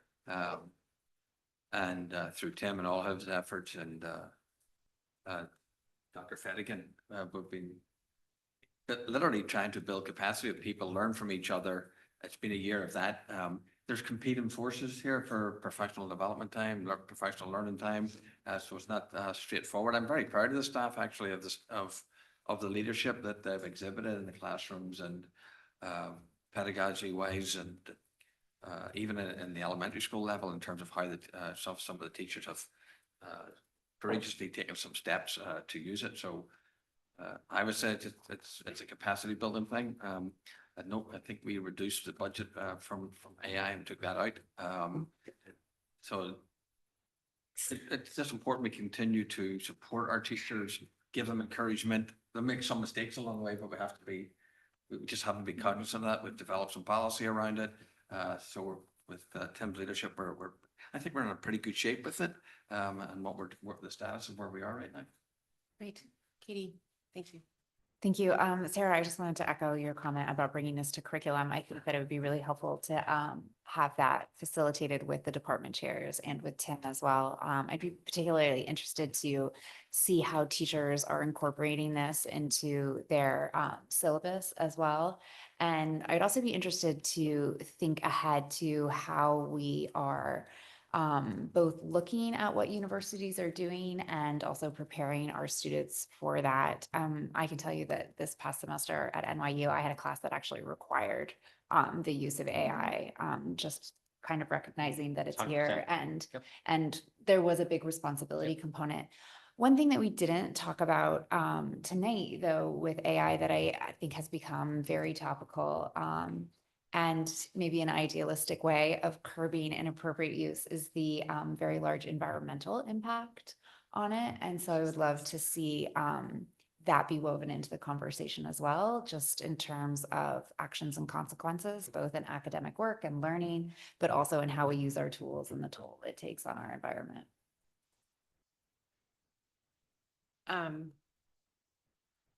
Okay, anything else on AI? Pardon? Brenna. That was my only commentary, really. The environmental impact, because we see like tremendous amounts of energy being pumped into, its like facilitation. So I think what would be useful, or what I think I would appreciate seeing, is some sort of, like, if we're establishing an AI literacy course or an AI literacy like phantom curriculum, then definitely talking about maybe distinguishing between like what is AI like actually necessary for in our lives, because I wholeheartedly believe that it's going to turn into another item in like our society that just uses tremendous amounts of energy. And so like if we're thinking about living climate consciously, then I think that that's definitely a message that I think we should pump out. Thank you. Okay. Personal device policy. Questions about that? Joanna, then Katie. So I know we had approved the pilot through a transfer. And I was wondering if we could have more financial information and just general information over how many bags that purchased, how many were used, how many more we need, what that's gonna cost, what else, what we'll need to buy, like the opening, shutting, however that works. So we have had late breaking news. It's not great late breaking, it's not horrendous, but this is their rationale with tariffs and different things, they have increased the price. So that 17,000 that potentially we will discuss later on for about 1,100 bags. I think that's about the right number. 1,100. Will be around $26,000 thereabouts, as opposed to the 17. So that's the latest information. That's what I'm going to have to sort of share at the board table this evening when we come to that particular number. But that's for those will be for the bags. Were you more curious about what we've done so far? Yeah, I mean, how much is each bag worth? How, we're buying 1,100 more, how many did we buy before? What else do we need to purchase in order to have this be a successful program? We had 200 and we're looking for another 1,100 of the bags. I think 50 of them were lockable. Yeah, we did 50, so of the 200 bags, 150 were locking type and 50 were just a magnetically sealed type. And which one are we going with?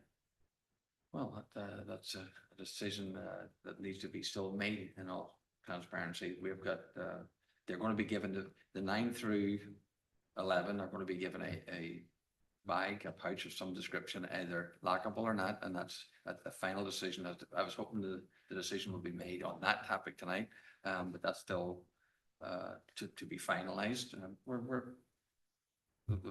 The high school principal can talk about it, but we're close to finalizing that. But the price will not extend beyond the $26,000. And the locking or just the magnetic close cost the same? No, it won't be any more than the 26. I think it'll be around 20 to 26. So we're asking for the 26. So does it need, well, wait, maybe we can, at the point we can ask him, needs to be approved tonight. Yeah, go ahead, John. I was just wondering, for some time, we were told we didn't need bags, and we heard today about how well middle school is working without bags, right? So I'm kind of confused why we're implementing bags for more mature students, that we should have better faith in following direction. So well, the seniors, I don't want to get ahead of myself. The seniors will not have the bags, right?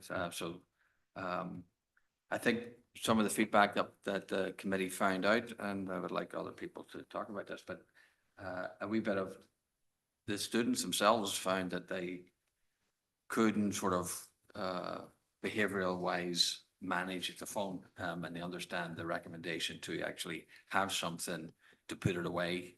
And also this particular bag doesn't allow them to access it through the actual material itself. The reality of the high school with that number of students is a wee bit of a different challenge. Ellen, are you gonna expand on that? But Yeah. With my I think the difference, it's a great question. I think the difference is that the amount of direct supervision at the middle school is pretty constant. I think developmentally, we have a lot more freedom for our students at the high school. And so they are not assigned all to a study hall. They have freedom around the building to move.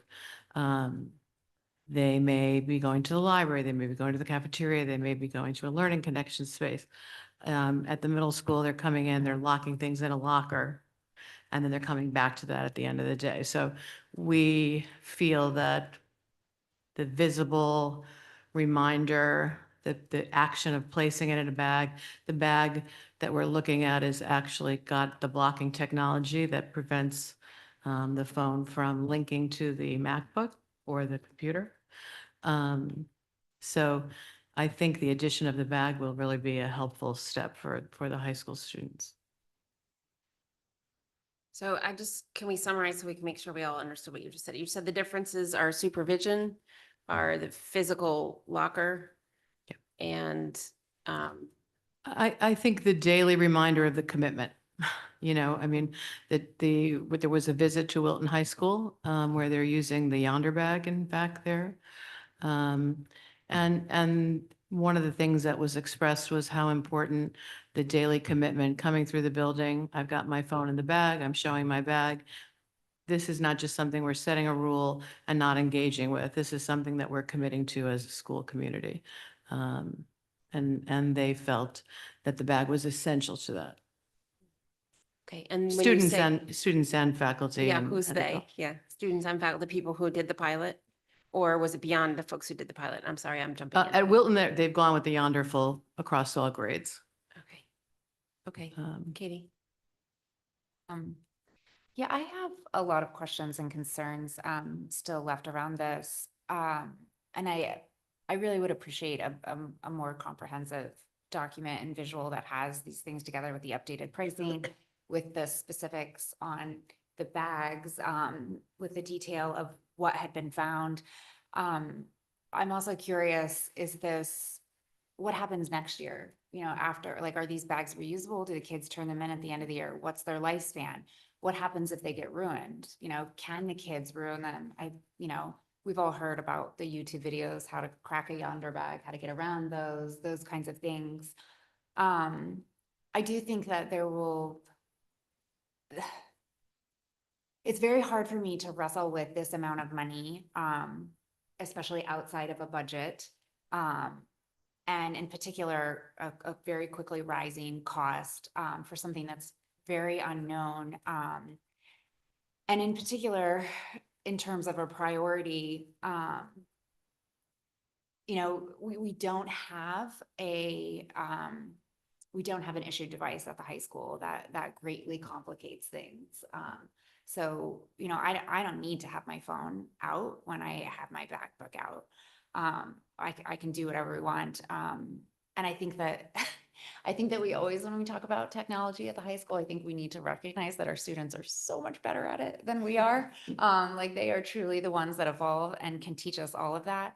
But I have implementation concerns.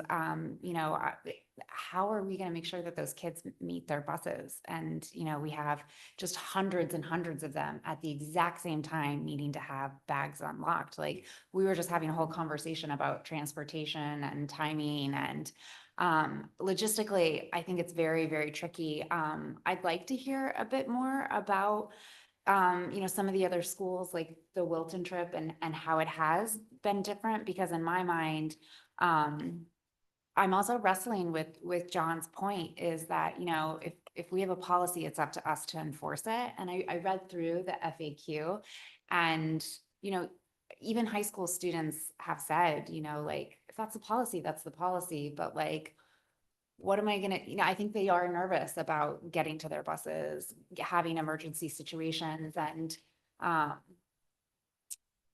a little concerned that we're not quite ready for this.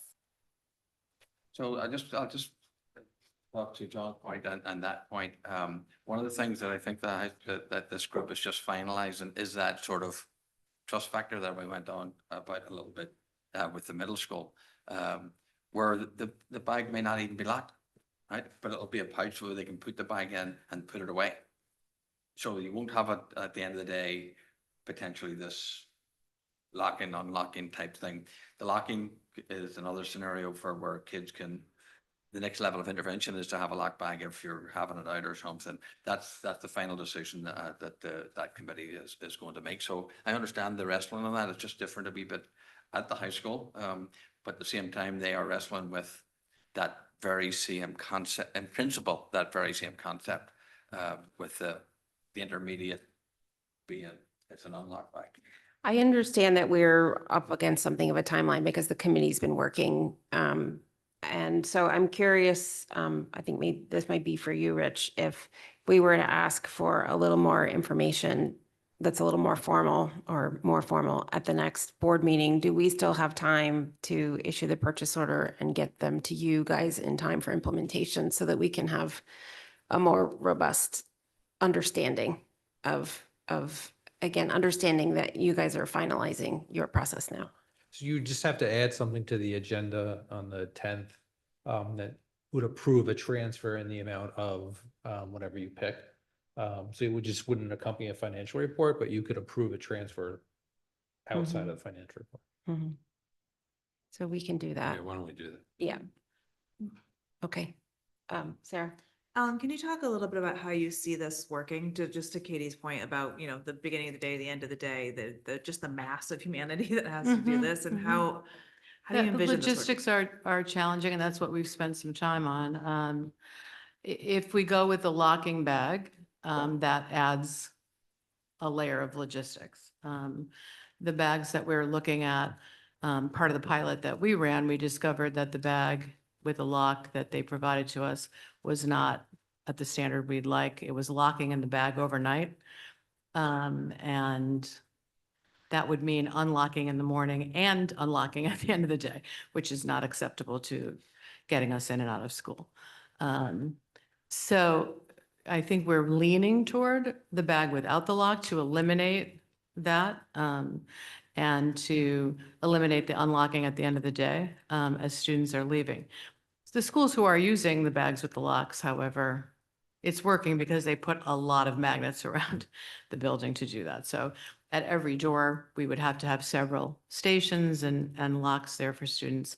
It doesn't take very long to open it. It's literally clicking it and keep going. So the visit that we went to at Wilton, they witnessed that all day long. So I It's think going pretty smoothly. Thank you, Ellen. I think on the 10th, let's hear Yeah. more detail about this proposed implementation and talk about the funding at that time. If folks have questions that they would like included as part of that presentation, let's throw them out. You can throw them out. Yeah. I would just like more information on this senior area, what that is or isn't, and the education or messaging to seniors where it's, you know, I could see a situation where senior thinks that they can use it at lunch and then suddenly they get it confiscated. And so the plans for that would be great to include in more detail, please.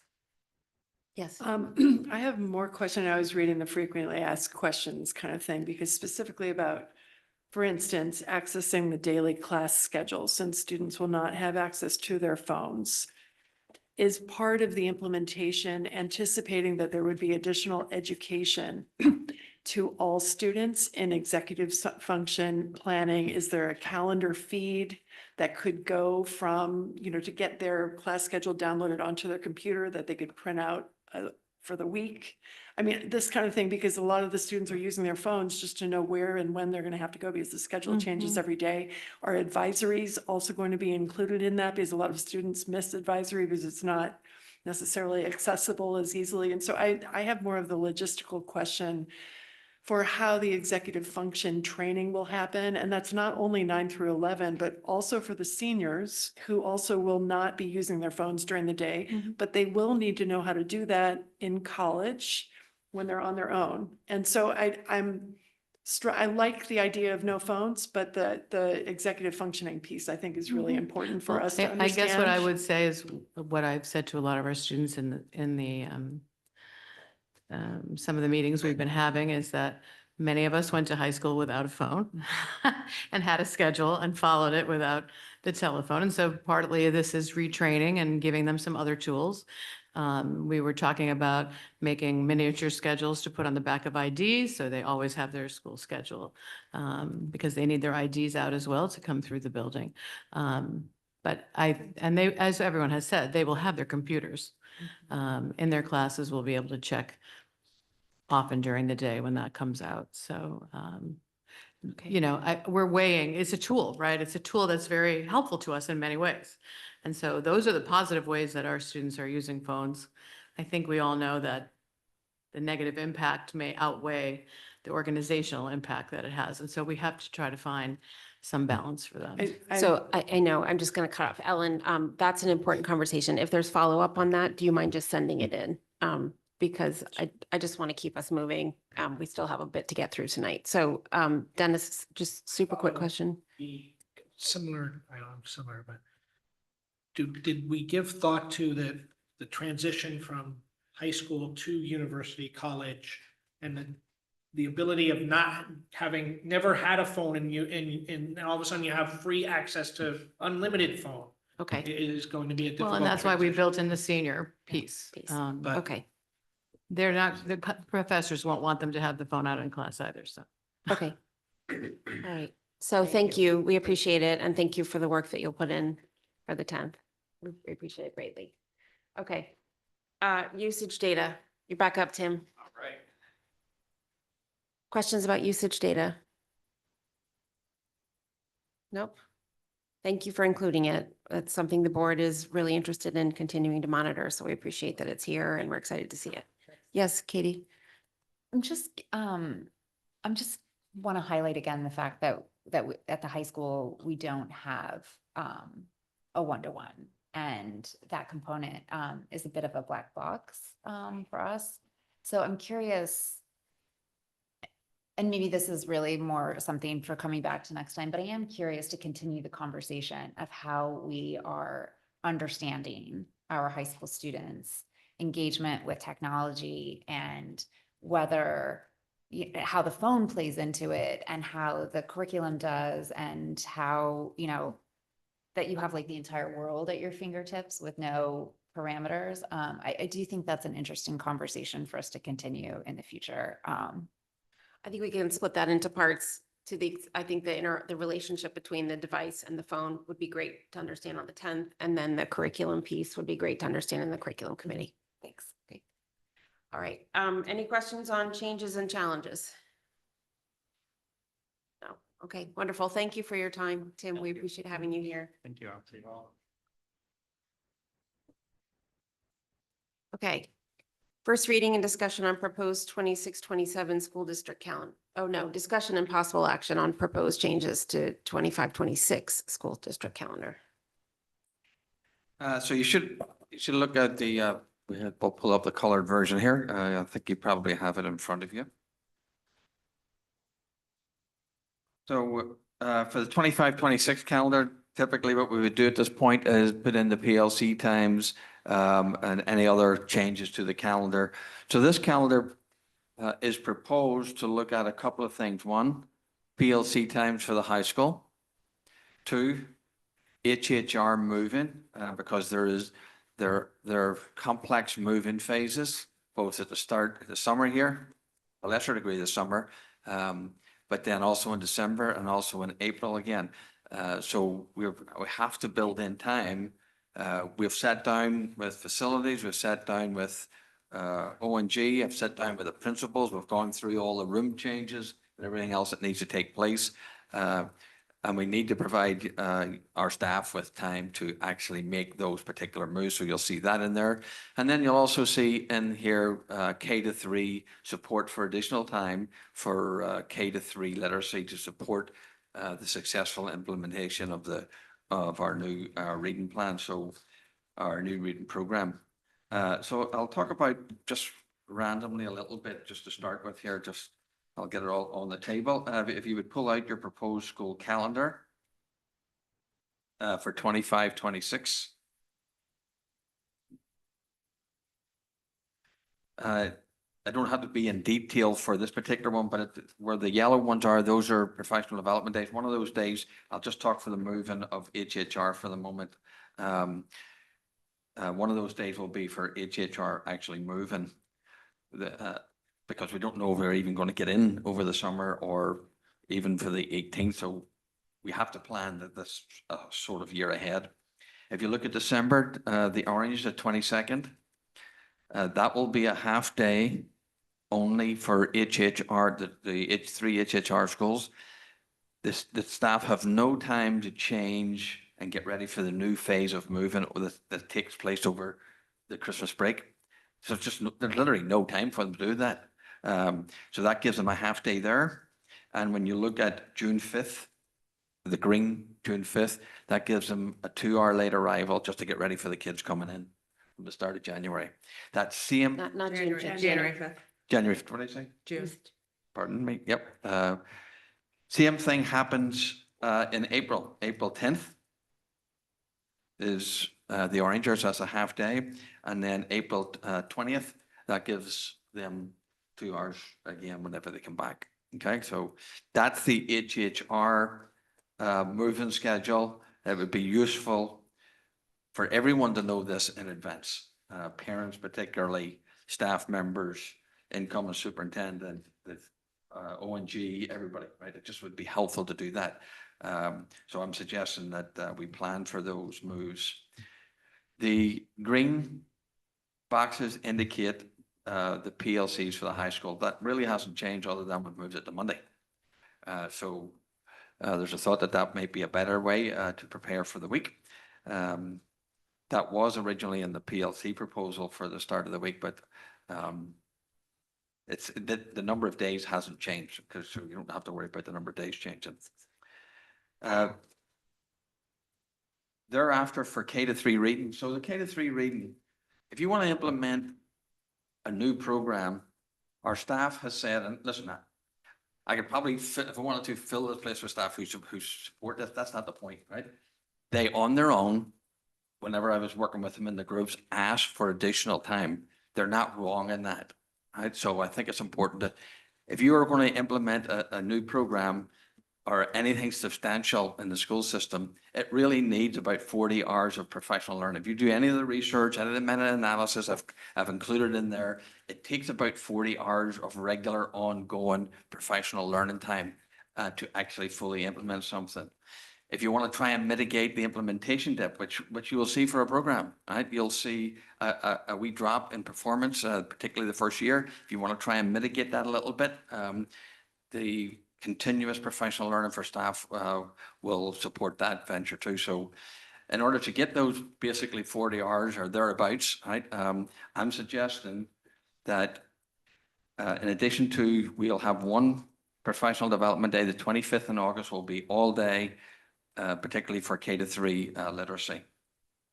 I'm suggesting that the PLC greens are a 2-hour late arrival for the complete district.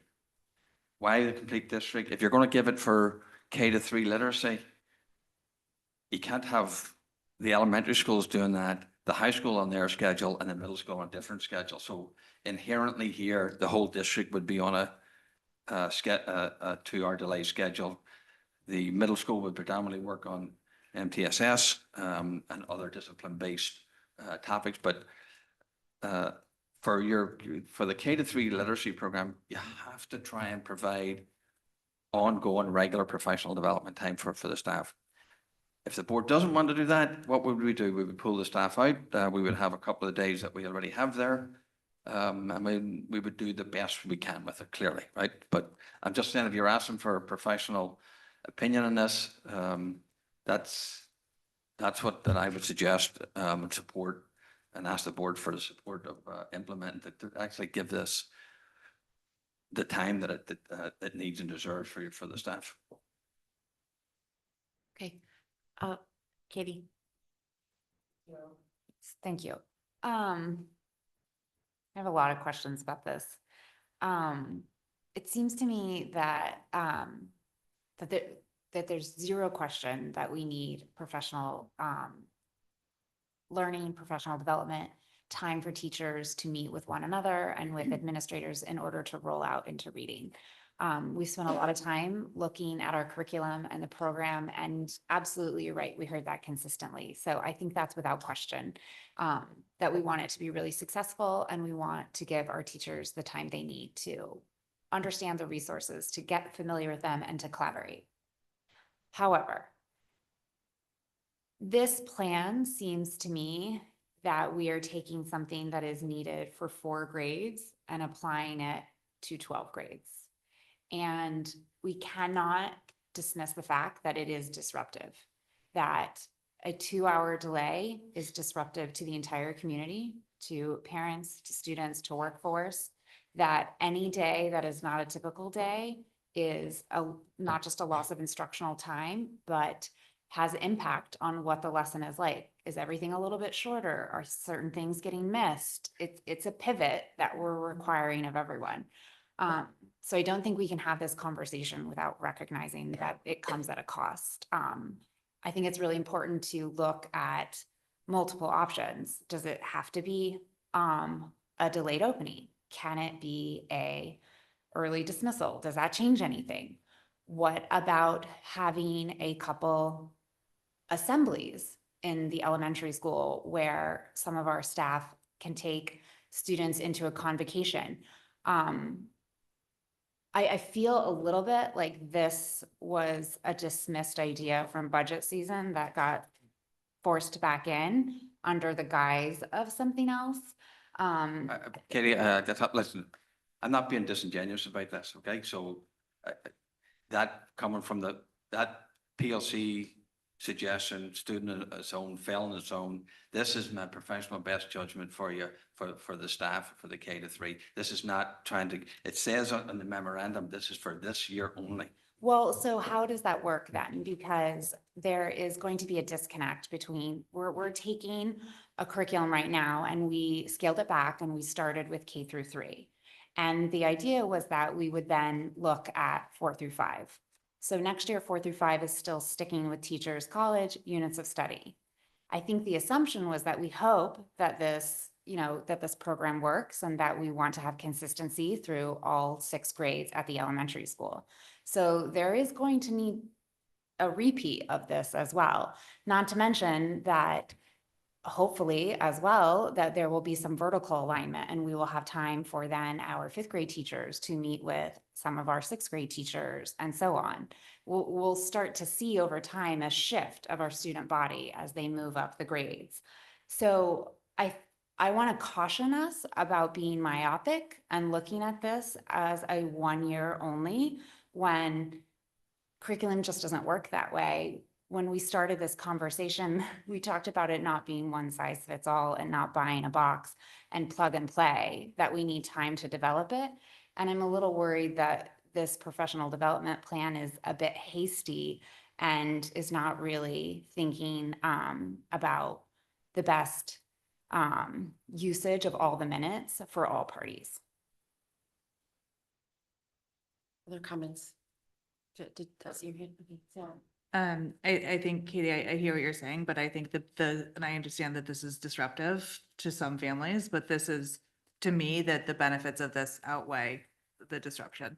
It is my understanding from what we've all heard at the table from teachers that this is very much in need and a strong need. So I am in support of this. I am curious why Monday versus Friday and why that shift. Just thinking people that work from home. There are more families that work from home Fridays versus Mondays that might make things easier. Was there a reasoning Monday versus Friday? I think the basic reason was that the planning would, basically the planning would take place at the start of the week and then be executed over the course of the week. But I'm sure that's not. I'm just wondering if it would be an easier adjustment. The high school families have been used to Friday PLCs forever, right? So if the adjustment is just. The only ones that would have to stay in that case would be April 20th and January 5. Mhm. If you want to. Right, but yeah. This is on as a discussion and possible action, but Yeah. I'm wondering if this is better as a first reading and discussion and possible Yes, action please. next time. So to that end, perhaps we could get a little more of comprehensive answer from the high school about what they were thinking about the Monday, just to understand their thinking. Oh, she's still here. I'm sorry. I saw Keith go out and I assumed that Ellen did too. I didn't hear what you were asking. I was asking about why you would like to move PLCs to Monday. Well, I think 2 of the days were Mondays already. Okay.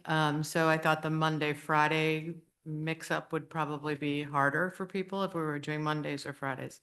When we think about professional learning and planning in the PLC, we were originally hoping to do every other week, and the beginning of the week planning for that makes more sense to be looking out than to be, by the time teachers get to the end of the week, Friday morning can be a tough time to be looking forward. Most people are looking forward to the next couple of days, right? And so I think Monday morning, when you're starting fresh, is just a better time for that limited time of professional learning. Obviously, children and families are a part of that decision too, so that was the thinking. Okay. Robin and then Joanna. I want to echo what Sarah's saying, because I do think as many parents are starting to go back more often to their workplace as opposed to being able to work from home. And I think Fridays most likely would be more likely to be working from home than Mondays. And it does create a lot of logistical challenges. That change of routine is for 2-parent working families, especially to have it on a Monday. The other question I had is the 2 calendars, we've got 25, 26, and then 26, 27. Are the instructional minutes for the year still meeting the state requirements for both years, even though we're adding these 10 kind of PLC days for the K through 8 that have not, or the late start? Yeah, they will, because we already did all those calculations for the last proposal. Okay. And that last proposal was more than this. Okay. And I mean, I understand the absolute need for professional development, and I know this is a fluid process.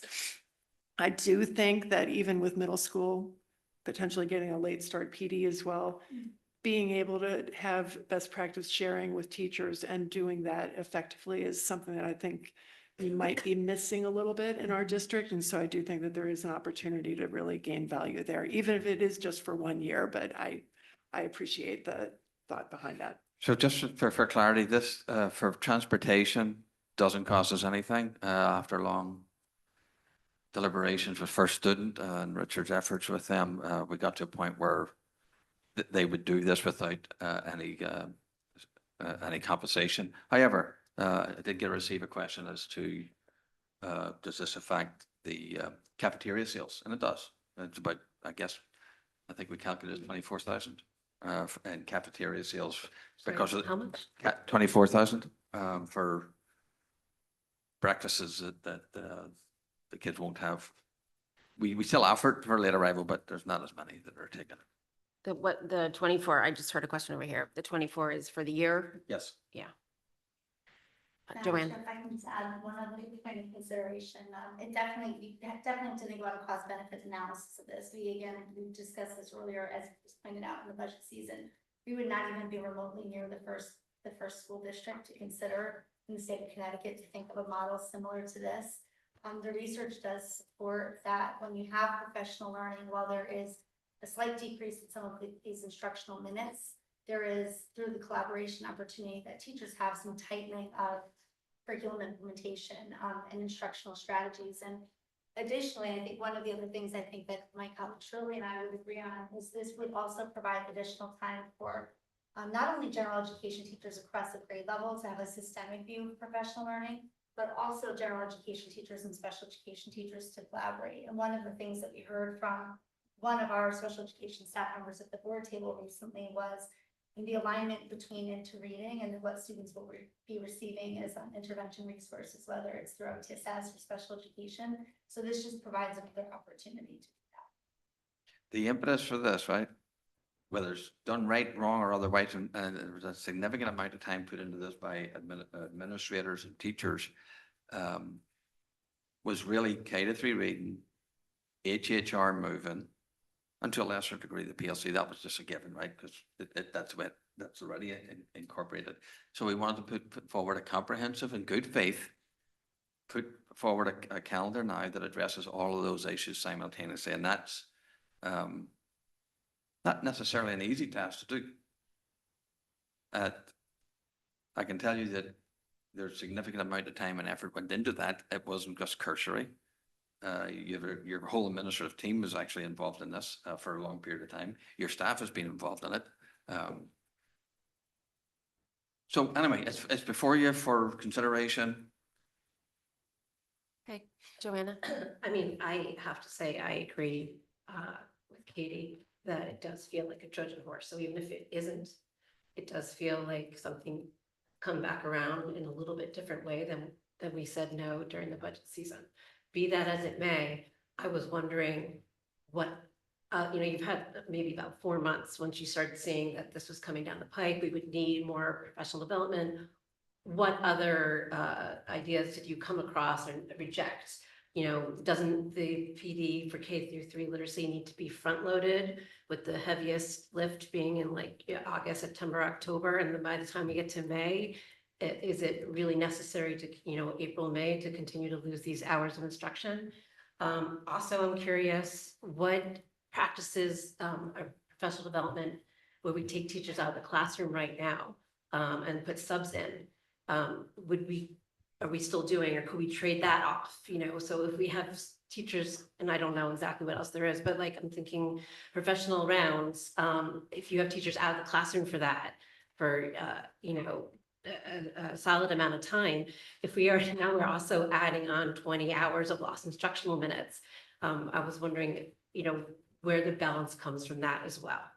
And just parents, PLCs work at the high school because high schoolers can get up, put themselves on the bus. Elementary kids can't. So, creativity would really have helped here. If I could just add about front loading, of course we want to front load professional learning. I'm really happy that I was saying to Sarah before, actually, we have already received our version 3 materials. We thought we weren't going to receive them until staff was out for the summer vacation, but they're here. So we will be starting to front load actually this spring, beginning with June 2nd. The other pieces, and having implemented, I'll give an example with mathematics, not just English language arts, having implemented a new curricular resource in my previous district, part of the strength is not just the front loading, but unpacking the units, as you're getting ready to instruct and teach them. Some of that is responsive to what you see the students doing before you in real time. So in that case, you can't just only front load your professional learning. You really want, it's that ongoing professional learning is what the research should suggest, and I've seen play out to be the most beneficial. With regard to taking teachers out of class, there is a cost to that, and we do try to really not do that very often. I would suggest, and I think I've said before at this table, the only time that I think that there is great value in that is the instructional rounds example, and that's because teachers can see instructional strategies and practice happening in real time with kids right there. The only way to do that is when school is in session. Other than that, we should not be removing teachers from class, and that's why you would, if you had a schedule like this, you could organize your time throughout the year and not be pulling teachers again offline from when they should be with children. Is there a budget savings because of that? Because we're not.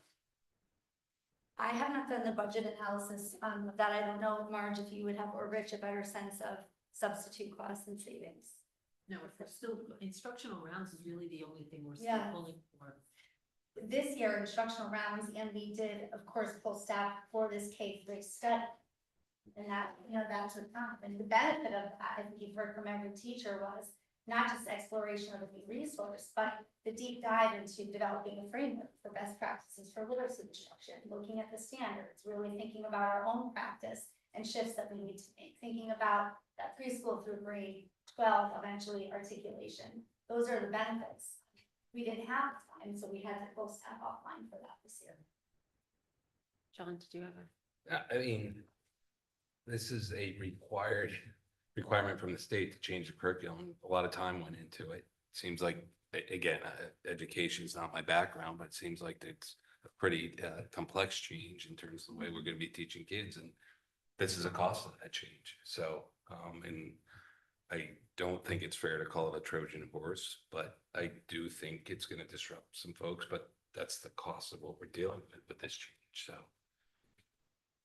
What, if we do take a multi-year view of it, understanding that we do want to potentially go up into the upper elementary grades, what were your thoughts when you thought multiple year? Again, I understand the driver is this year in particular, but if you look out based on your experience of other curricular implementations that have had to move through time, what do you think we're looking at? I think the research would tell you that the implementation dip for an instructional program is particularly over the first year. So that's where the focus is, the front load. You're going to build the capacity of the 4th grade and the 5th grade by what they're doing and learning from their peers too. So I'm always an advocate.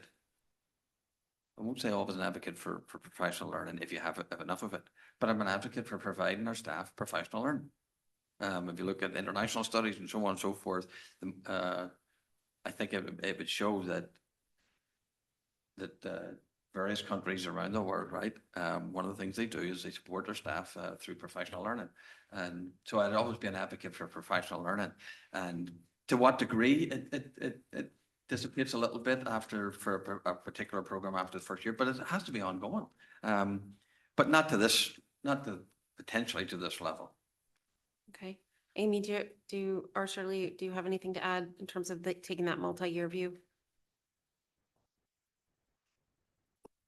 And I think all of the teachers who participated were really clear that they're concerned if they don't have the proper level of professional intervention for learning, that they require that to really be effective in their implementation. And I think to Katie's point also, and to John's point, there is a loss, there is a cost, there's class times, children do miss that. At the same time, the notion is, in citing the research also, that increasing and opportunities for professional learning that really increase capacity and agency of teachers improve teaching and learning instruction. So in the long term, you've improved not only the implementation of the program, but the level of instruction kids are receiving and the breadth and depth of it. So I think there is a cost, and the cost is those extra days and the loss of class time, and especially on the secondary level also recognizing that. And it is a cost you pay for that kind of level of professional learning. Thank you. Just one other added benefit in this next school year. Shirley and I have just recently been able to acquire, obviously, as everyone knows, we're continuing with the study of structured literacy and thinking about how we grow staff capacity in that area. We've been able to develop a plan for staff to be Orton Billingham trained in this next year.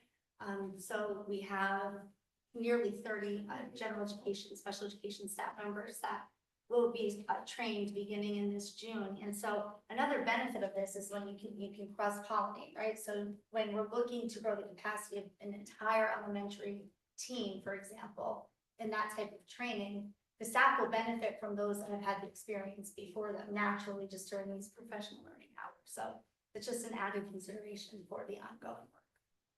Okay. Katie. Thank you. I appreciate that we moved this to a first discussion, and I want to just bring this back to the comments at the beginning of this, because I think it's really important that we hone in on this. And it's not that, I don't think there's anyone who's been paying attention to the path over the past 2 years of the change in curriculum doubts that there is significant need for professional development in order to change the program we're using. That is full stop. We absolutely need that.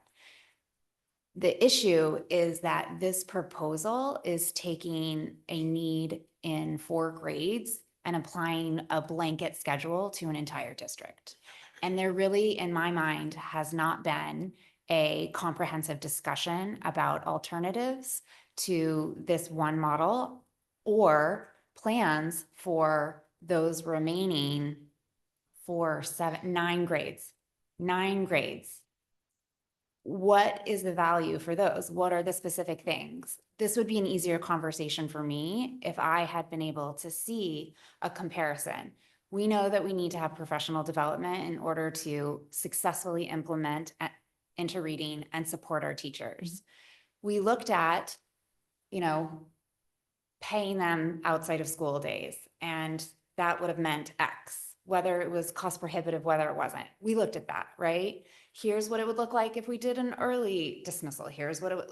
We're not seeing that. We're seeing one option and we're seeing a focus. And now it feels like the conversation has a little bit devolved into whether or not we need professional development for interreading. Spoiler alert, we do. The question is, what's the best way to implement that? And is this truly the only option we have? Well, do you want do you guys There were want to talk? questions. Sorry. Yeah, it's okay. If one was seeking an answer to that question, I wish I had an answer to that question. And I think, yes, you're right. In terms of sharing with the board, there were many considerations of different options. And to your point, Katie, also, what else could we look at? Could we look at precisely some of the examples you gave? Could teachers come after school or before school? Could teachers come at different times? And of course, things that get in the way are not only cost for that, but also availability. They have families to get home to, they have their kids to get on buses, they have that. So we did look at, but that's something that we may not have memorialized. But yes, we did look at other options. But I think we hear what you're saying is, are there other options we have considered? And we certainly can share that also. But a lot of it is moving staff around, whether it's before school, after school, which would be less disruptive to student attendance, was something that was really not feasible because of personal reasons and families and needs of all the staff. But we certainly can look and share with you other things that we had considered to look at. We love the idea of bringing staff in for other professional days and doing that before not. Availability, they have summer responsibilities, they have jobs, their kids are in camp. So we couldn't do that either. Looking at all the time you have between June and the last day of August was another thing that we certainly considered. So we were looking at a way that would be accessible to all faculty, especially in those grades, but we certainly could share that. Right, so I think some of those are like cost limitations, but contractual limitations. I'm sure Marge would know more than any of us at the table about that. The other piece is, I just think that I could hear everything that you're saying, Katie, and I'm wondering, at some point there was a conversation around the table, and I don't know who here was here then, but around the high school, and why there was a commitment, to provide the professional learning PLC time at the high school and not with that's an interesting perspective to me. When we think about early intervention and strengthening from the earliest grades on up, it's interesting that the district started 9-12 and not inclusive of all grades. And there would be a natural benefit to the other grades. I think, as you mentioned before, we have to take a look at literacy continuum all the way through preschool through grade 12. That's something that we need to be working on. And we do always feel like there's a shortage of time. And even with the high school, I hear from Mrs. Dunn and colleagues at the high school that their time is chock full. They're so looking for more of it. So those are just some considerations. Joanna? And this might be more for something like the curriculum committee, but I don't believe we've ever actually had a presentation on the PLCs at the high school. Whether there's been surveys of teachers, if they're effective, what kind of things they study, what kind of changes might have been made coming out so we understand what they're really used for. There was something a little We bit. can add that there's one other thing I'd mentioned too. There aren't even enough substitute teachers, let's say, in the world. It seems like these days for us to pull an entire grade level offline to have a consistent message and consistent professional learning experience. So one of the things that we hear from teachers over and over again is we'd like to get together as an entire first grade team. You can't do that when we're pulling teachers offline. There wouldn't be physically a way to do that. Okay. So looking at the time, if there are additional questions that we would like answered for the 10th, please go ahead and send them in and we will take a vote on this next meeting. I'll just note, this is your professional judgment of the people that work for us, right? Like, I just can't reiterate that enough in terms of this represents what they think would be helpful for this 1 year. Thank you. Yes, Robin. One clarifying question on the cost, Alan, you had said it was a $24,000 cost because of breakfast, but don't the high school students already have these 10 PLC Yeah, days? that So takes I that don't- into consideration. Right? So that would be a zero cost versus what we have currently, No. Would have correct? been 27 or No, something. so it's not really just breakfast, it's just food in general. So one of the Okay. things that we see is anytime you have a delayed opening or an early dismissal, whether it's weather related or not, we typically see about a 20% decline in food sales across the district. And so the 24,000 that Dr. Adley mentioned is a 20% decline in the food sale for 10 days K-8, because we've already really built in the high school decline. Even though they're not missing lunch? Yeah, for whatever reason, they typically just buy less food that day. Whether they're buying less snacks or maybe they have more time to bring lunch from home because they're going in later, see. whatever it is, we just do see a decline. in Pancakes for breakfast. Thank you. I had the same question. Okay. First, reading and discussion on the proposed 26-27 school district calendar. What do we need to know? Not much. These are main, these are your main vacations, and I think we did put in the conference days, just put those in right now, but other than that, it's start of school, vacation times. Okay. Are there any significant differences from how we're handled anything in the last couple of years? No. No, pretty much just translated to the next year. Okay. Any questions? No. Okay, this comes back for another read. Or excuse me, it comes back for a vote next meeting. With that, I'll move on to discussion on April 25 financial report and possible action on proposed budget transfers.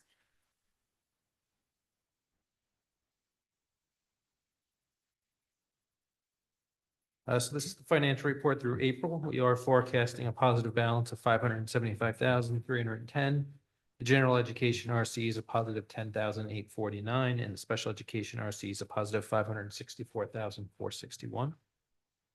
Moving to salaries, salaries are forecasted at a positive 35,915. We have a small amount of salary savings across a couple of positions, some savings in turnover of building subs, and some clubs that didn't run, totaling 11,972. Moving to operating, operating is forecasted at a positive 254,505. We do have some savings in out-of-district tuition from some students returning and changes of placement for 281,000. And then we do have a projected deficit for the superintendent search for 27,000, which is a recommended transfer. Going to fixed is a positive $2,200. We have a small amount of savings in payroll taxes due to the salary savings and turnover, and then a credit for workers' compensation of 914. Moving forward to revenue, this is really what's driving the surplus. Total revenue is forecasted at a positive 282,545. Excess cost reimbursement is expected to exceed budget by 282,976. And again, that is due to the additional $40 million that the state has put into excess cost for the current year. And we're expecting that reimbursement to be received any day now. So there is one transfer we're recommending for approval, and that is for $27,000 for the superintendent search firm. We are recommending taking the funds from salary savings from a custodian position, some savings from clubs and councils from step and level savings and clubs not running, the building substitute savings that I mentioned earlier, as well as high school intramurals that are not running. Okay. Any questions from the board about this? Okay, we did talk at the building, you're not a building committee, finance committee, because some of these dollars, we won't expend all 27,000 immediately. So how does that work? Correct. So the contract does call for us to make a payment on execution. And so what ends up happening here is you'll have a reserve for encumbrance, and so this encumbrance will get carried over. It's not atypical for a district to carry over certain encumbrances for either goods that haven't been completely received or services that have started but have not been finished yet. And so this would be a case where we'll make payments across that encumbrance. So when we do that final year-end report in August, You'll see a number of encumbrances that are still open. This will be one of them, and then we'll make payments across that encumbrance. Questions about that? Okay. With that, may I have a motion to approve the April budget transfers? That's John, seconded by Dennis. All those in favor? Aye. That's unanimous. Thank you, Dave. Okay. Discussion and possible action on non-lapsing account, Rich? Discussed it prior, I think, meeting, there were changes in the law this year that allow for schools to account for for education. Previously, under prior law, and Board of Finance or appropriate body had approved the creation and funding of a non-lapsing account. We talked in Finance Committee about what would be appropriate to use of fund of a non-lapsing account, typically something that would be considered a non-recurring expenditures or something like textbooks, technology equipment, studies, things like that. We also discussed potentially not having a non-lapsing account, something that the district has done in previous years, which includes pre-purchasing certain expenditures. So we talked about having pre-purchase for cell phone lockbacks that we just discussed earlier in the year, as well as Sonics that were reduced from the budget earlier this year. I would just add, Rich, you gave an example of where a non-lapsing account is typically used around the use of technology purchases, not something. Could you just cover that a bit? So as I mentioned, the best use of a non-lapsing account is expense that's not going to reoccur. Because by definition, the money that's going into a non-lapsing account is non-reoccurring source of revenue. And so some districts that have had a non-lapsing account for a number of years typically use it for the purchase of technology. And so one of the things that you typically see when budgets get tight, constrained, and boards of ed are looking for reductions in budgets to meet fiscal guidance or restraints, typically comes with technology purchases. And so you don't always have that replacement cycle that you put together and you'd ideally like to maintain. And so you end up with these peaks and valleys. So districts will try to mitigate that by having funding for technology out. So during our discussion, I raised the idea of maybe talking about a creation of an account along these lines and this better subject matter over like the summer retreat, and then we can wrap everybody else involved in the budgeting process and explore whether or not this is a good budgeting tool that's responsible and meets the needs of technology breaking down on budget cycles, as we're probably going to talk about in a bit. So that's Okay. the way I wrap up the discussion. Any additional comments? Yes, Joanna? We just in general discussion now. Yes. Okay. So for me, this is a little complicated because majority of our surplus right now is from excess cost reimbursement. There's special education dollars given to us directly from the state that we only have because the state funded us $40 million more, or funded the entire state $40 million more. So it's very hard for me to take that money and say, give it back to the town to put in a general fund. If I was in charge of the world, I would keep that money for special education, future costs, which we will have much of. I am willing to also admit that I am not a financial person with background in education. And I understand that, what Rich said about it being a non-lapse, the non-lapsing account is really good, it's best for technology. So given this, I'm wondering if there's a way to, have a broader conversation, something what John alluded to before about technology in general. It seems to work against us often because it's in our operating budget. Could it be moved to our capital, or can we at least discuss other ways to come at technology year after year in a way that gives us breathing room in our operating budget? Because I don't think otherwise we will necessarily reach a real consensus on what to do with these dollars. I mean, there'll be a vote, but I think it will be, you know, Mhm. 8, 9 different philosophies of what we should be doing here. Yeah, and I think it's probably actually in terms of timing, with a new superintendent coming in who will only work for about a week before the retreat, 'cause he's going to take a little vacation. Probably something that's fairly concrete like this is a more palatable topic, or an easier topic to manage. So I'm in agreement that I think this needs to be a broader discussion. I think we are in a period of time where we are going to continue to look at rising costs, and we are going to be also looking at the need to invest in the school system. But a non-lapsing account isn't necessarily the way to go about it, but I think we need to have that bigger discussion. So I'm very comfortable doing that in July. Yes, Katie? Thank you. I'm glad with the direction this is going today. I would want to say that I think it could be really helpful to prepare for that we structure a facilitation of different components to it so that we can kind of weigh in and make sure that we have a constructive way of going through things. For example, well, anytime we're talking about, our budget, we're talking about so many things. We have a very large budget that encompasses a lot of things. And when we are in the budget season, we're prioritizing every dollar.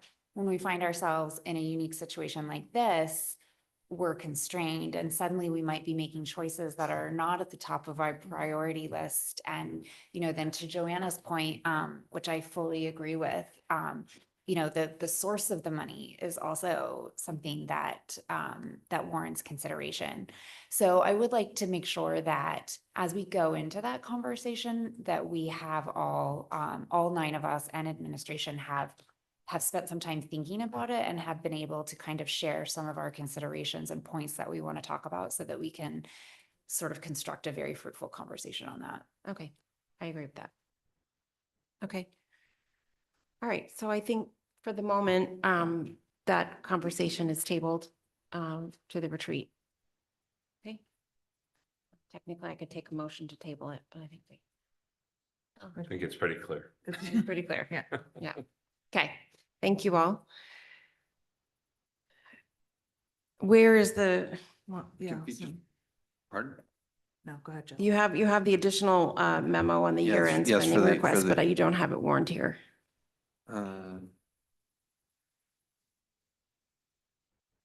We just rolled it into, well, I can't really go into the non-lapsing account. That's a different discussion. You just want to punt it to June 10th? Well, I mean, unless we just put it under, we've just done the non-lapsing account, and maybe consider it under the other financial report, because that's kind of, that's where it was It was coming. part of It was part of the Yeah. financial. Sorry, we jumped ahead on the lapsing account, but we didn't finish the discussion This on one? the, Okay, the Year-end surplus. spending. okay. So should we go there? Yeah, go back. Okay, go ahead. We'll get started. There were a couple of options, 6 options outlined in one of the memos that Richard went over. And you've sort of seen that before. So off the 575, and I think 280 of that is above the budget, like that was like another 72.8 or something. So the Reimbursement. 280 is related to excess cost. Right, so 280 is different than the excess cost, which we didn't budget for, right? That was over our budgeted item. All right, so we're looking at, but the last time we were looking at the cell phone bags, I shared that potentially is up to 26,000. The Fusonics, there's 30 Fusonics that was deferred. We now have 11 of them that aren't working at all. So that's an urgency to replace those, we would say, as a one-time purchase. And the cost of the other 19 would be 95. If 11 of them have gone, I don't know what the forecast is for these 19. So we would suggest that we would put those 30 back in the high school and replace those now while we can. Yeah, and I just add, based on our discussion, some of the topics that were raised, we do have constraints in how we use surplus dollars. You don't go out and hire and create recurring costs out of surplus dollars. And I am in agreement that it's a fact that monies came from we had a reduced budget assumption around excess cost reimbursement. The state came through with special reimbursement on that. So I hear they're not coming directly from town people's dollars, but I think we should definitely focus on, the two categories. One, broken technology that we need to fix, and then in some of the items that are deferred. So I would support the 30 ViewSonics being replaced. I wouldn't move or I'm not ready to literally to go after the cell phone bags, and that's probably an updated discussion that we have at our next meeting. Katie. Thank you. I would really prefer that we were able to table the entirety of this conversation in order to be more thoughtful and to prioritize what we really need. The ViewSonics during budget season even came up as a somewhat, there were questions around the board table whether that was even the appropriate technology for us still to need. I personally would like to see a review of that in terms of whether it's still considered the best piece of equipment and if it's necessary for that high cost versus what we can do. Putting something like athletic uniform cycle just back to 3 years, again, is that even necessary? Are we able to do a 4-year cycle and be comfortable with that going forward? There are other costs that, are not listed in here. For example, this year and for the next year, we took out any revenue from food service and put that back into the operating budget, whereas previously that had been earmarked in order to be used towards a kitchen sustainability initiative. I'd like to see us consider maybe putting that money back. I think this is a short list of things, and it's very hard for me to spend special education reimbursement dollars on lower priority lists when we just faced a budget cycle where we had to cut personnel, and now we're scrambling to pick up things that are, some of these things on here are nice to haves. I agree with Joanna, and if it were up to me, we would be holding this money to return back to our students in special education. So this list is particularly not exciting to me and not top of the priority list. Dave, I think Dave has his hand. Dave. Thanks, Jill. Yeah, not to disagree with John about broken technology and the necessity there.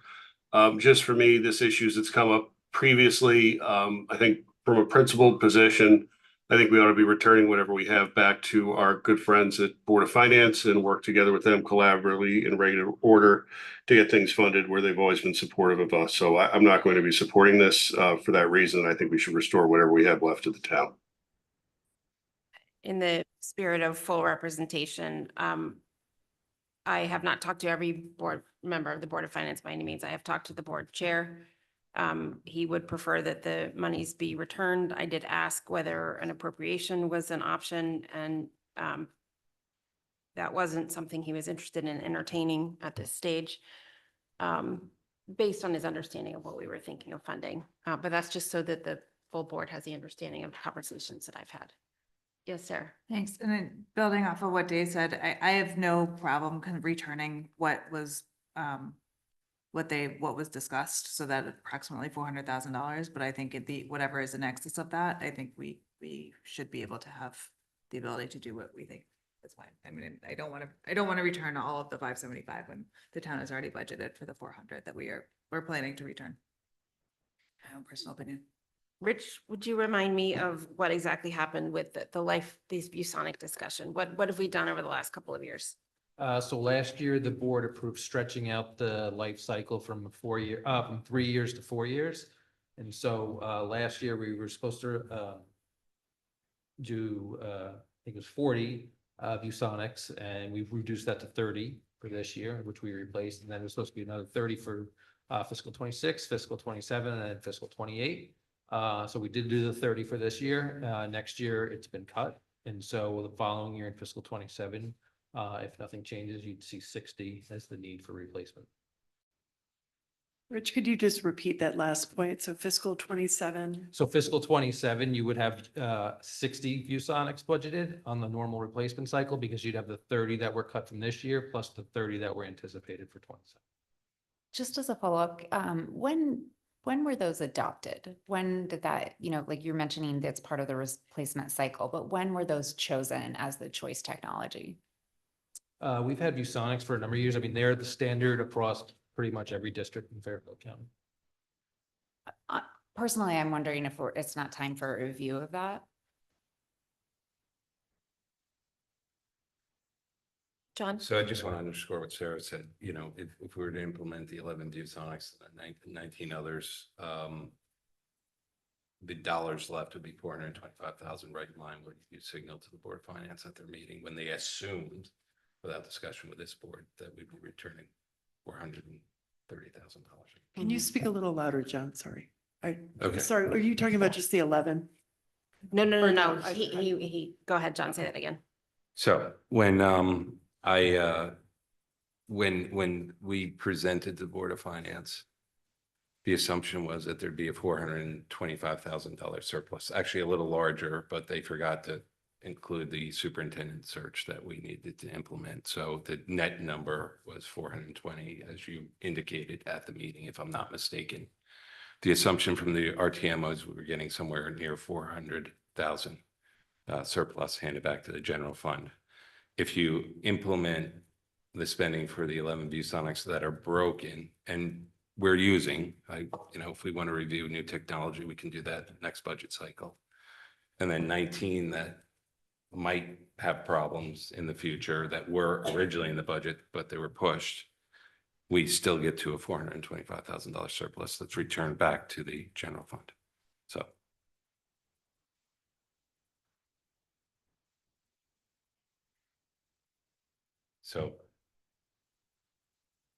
Sorry. This number is what, 17,000 in it? Yeah. Yeah, so that's wrong.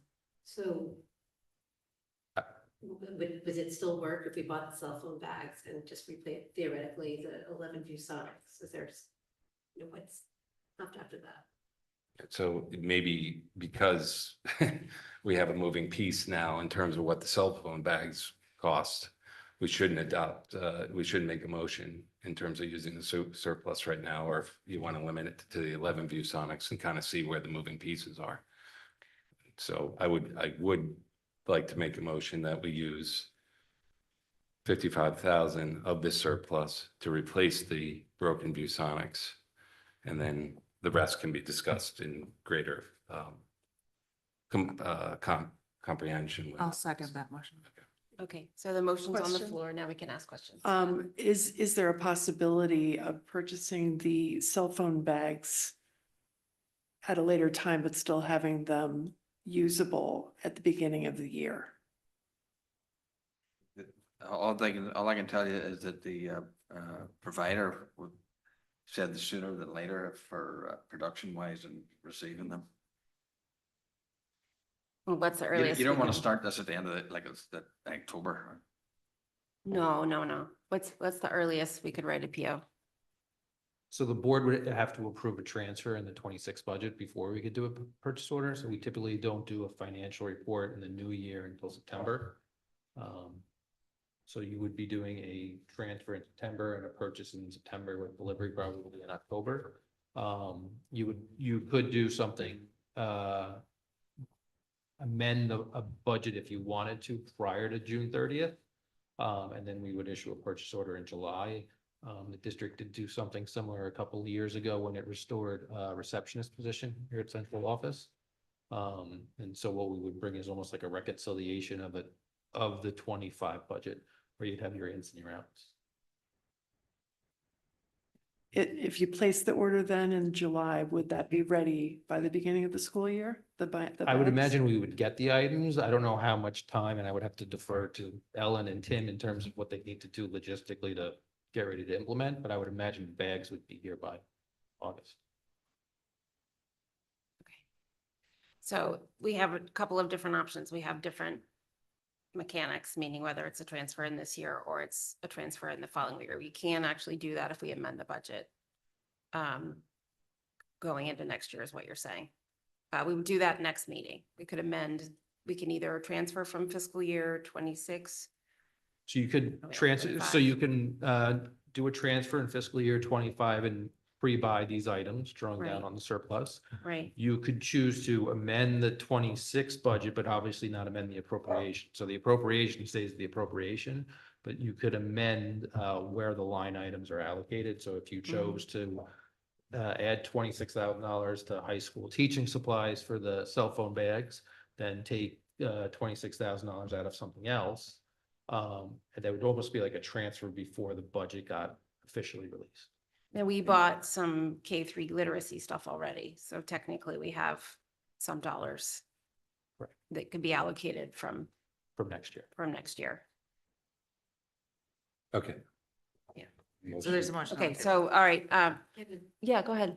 so even if we vote tonight, for instance, to use surplus for the 11 Sonics, would that still come to us as a version of a transfer next time around, or is this enough? That would be the transfer. Okay. Yeah. Yeah. Katie, do you have a question? Yeah, I just want to reiterate that I don't think we've had a full enough discussion on any of these items, and I would be most in favor of continuing this conversation at the next meeting. Just having it in more fulsome. Okay. But do you think, are there more details you want in preparation for next meeting? Yeah, I would like to see, I would like to see other options. You know, we had just a presentation today about the cell phone policies. We had a lot of questions about implementations. We don't even know which bag is being bought. So to be approving money for that seems. No one. Yeah, that's not on the No, table. it's not on the table.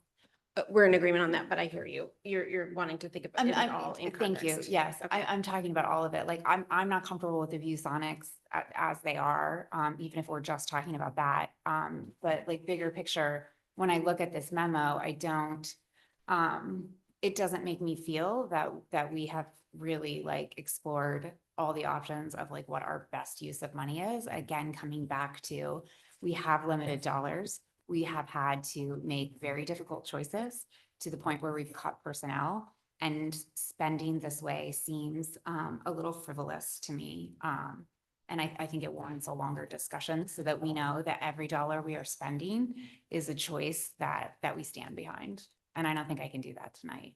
Okay. Dennis? did you- Vote. So I'm struggling with Robert's Rules of Order, so I would like to just, to Sarah's point, calculate 425, what's left, and then have the administration come back with discussions on how best to spend that money. Or is that I what think this that's what is? this is. But is it prioritized to Mrs. Loveland's point? It is. Number one is the top priority. Yes. It's the ViewSonics, and then I think the bags will probably handle in the next fiscal year, but Right, there's currently a motion to vote. there is, so I can call the motion, and then I just want to make sure people were finished. Can you just Shannon. repeat the motion specifically again? Motion to approve the expenditures from the fiscal year 25 forecasted surplus of $55,000 to replace 11 inoperable ViewSonics. Yes. Clarification, so that's only a component. If were this to pass, would there be continued discussion about remaining dollars at the next? Yes. Yes, either way, there will be, yes. Okay. Any other comments? Okay. Yes, go ahead. That's okay. Alan, would it be possible for us to have a presentation / discussion on ViewSonic technology at the next meeting? Well, we can have someone come and speak to it. I mean, typically we've done that through the budget process. I'm not quite sure what my issue is with Yeah. it? Sure.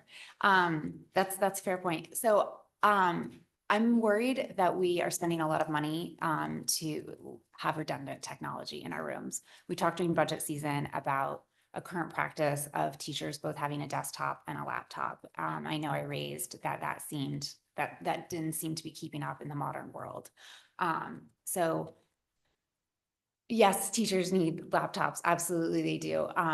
Well, computers, but I think one. And to me, it seems that if ViewSonic is almost another computer, whereas, speaking from someone who is, in higher education, I'm not seeing ViewSonics ever being used, right? We're seeing professors who bring their laptop and either use a projection or they hook into a monitor, right? That anything that's being run is being done from the laptop. So to me, I'm really worried that we have excessive waste in the terms of desktops, laptops, and ViewSonics. And I think that we might be able to streamline and really run our technology through a teacher laptop. Yeah, so I'm a little worried about chicken and egg in terms of changing a technological strategy midstream, although I totally understand what you're saying. Can you remind us of where we are in the total ViewSonic cycle, Rich? Because if we're on a replacement cycle, are we doing this every year, or is this the kind of the end of a 4-year cycle? So this would be year 2, if you did all 30. This is year 2 of a 4-year cycle. Okay. Yes, Robin. Just a clarification, Rich, I thought the ViewSonics were basically an interactive smart board, essentially. Yep. It's not a tool just for a teacher to do something off of a laptop. I think the reason we can't use just a static screen is because those were not. So they're not, so like if you had a docking station where you plug the teacher's laptop and put it up on a screen, that's not interactive, and then you would just see anything that's on that teacher's laptop. Which was why the other options did not work, and that's why the tech team chose these, correct? And they are still what other districts use in terms of operability and use of like They're widespread. the useful life, They're et cetera. widespread throughout Fairfield. Okay. But we're also applying that from K through 12, right? Yeah. So there's a big difference between, how a high school teacher is lecturing and presenting information versus a kindergarten teacher and student interactivity. Well, I can say like they're being used, but that's neither here nor there in terms of, I mean, what does the board want to do in terms of like framing this? Because there's a lot of potential doors being open, so just kind of what to prepare. What a vote. All right, let me call the vote on the motion that's on the table. All those in favor, that is John, Sarah, Robin, Joanna, Jill, and then all those opposed. That is Dennis, Katie, and Dave. Yes. Sorry, Dave, I'm assuming. I Yes. didn't mean to assume. Were you opposed? Correct. Thank you. Thank you. It passes 5-3. Passes 5-3. Okay, but we do need to clarify what we want to talk about next time. In terms of, do you want more information on the ViewSonics next time? Okay, so.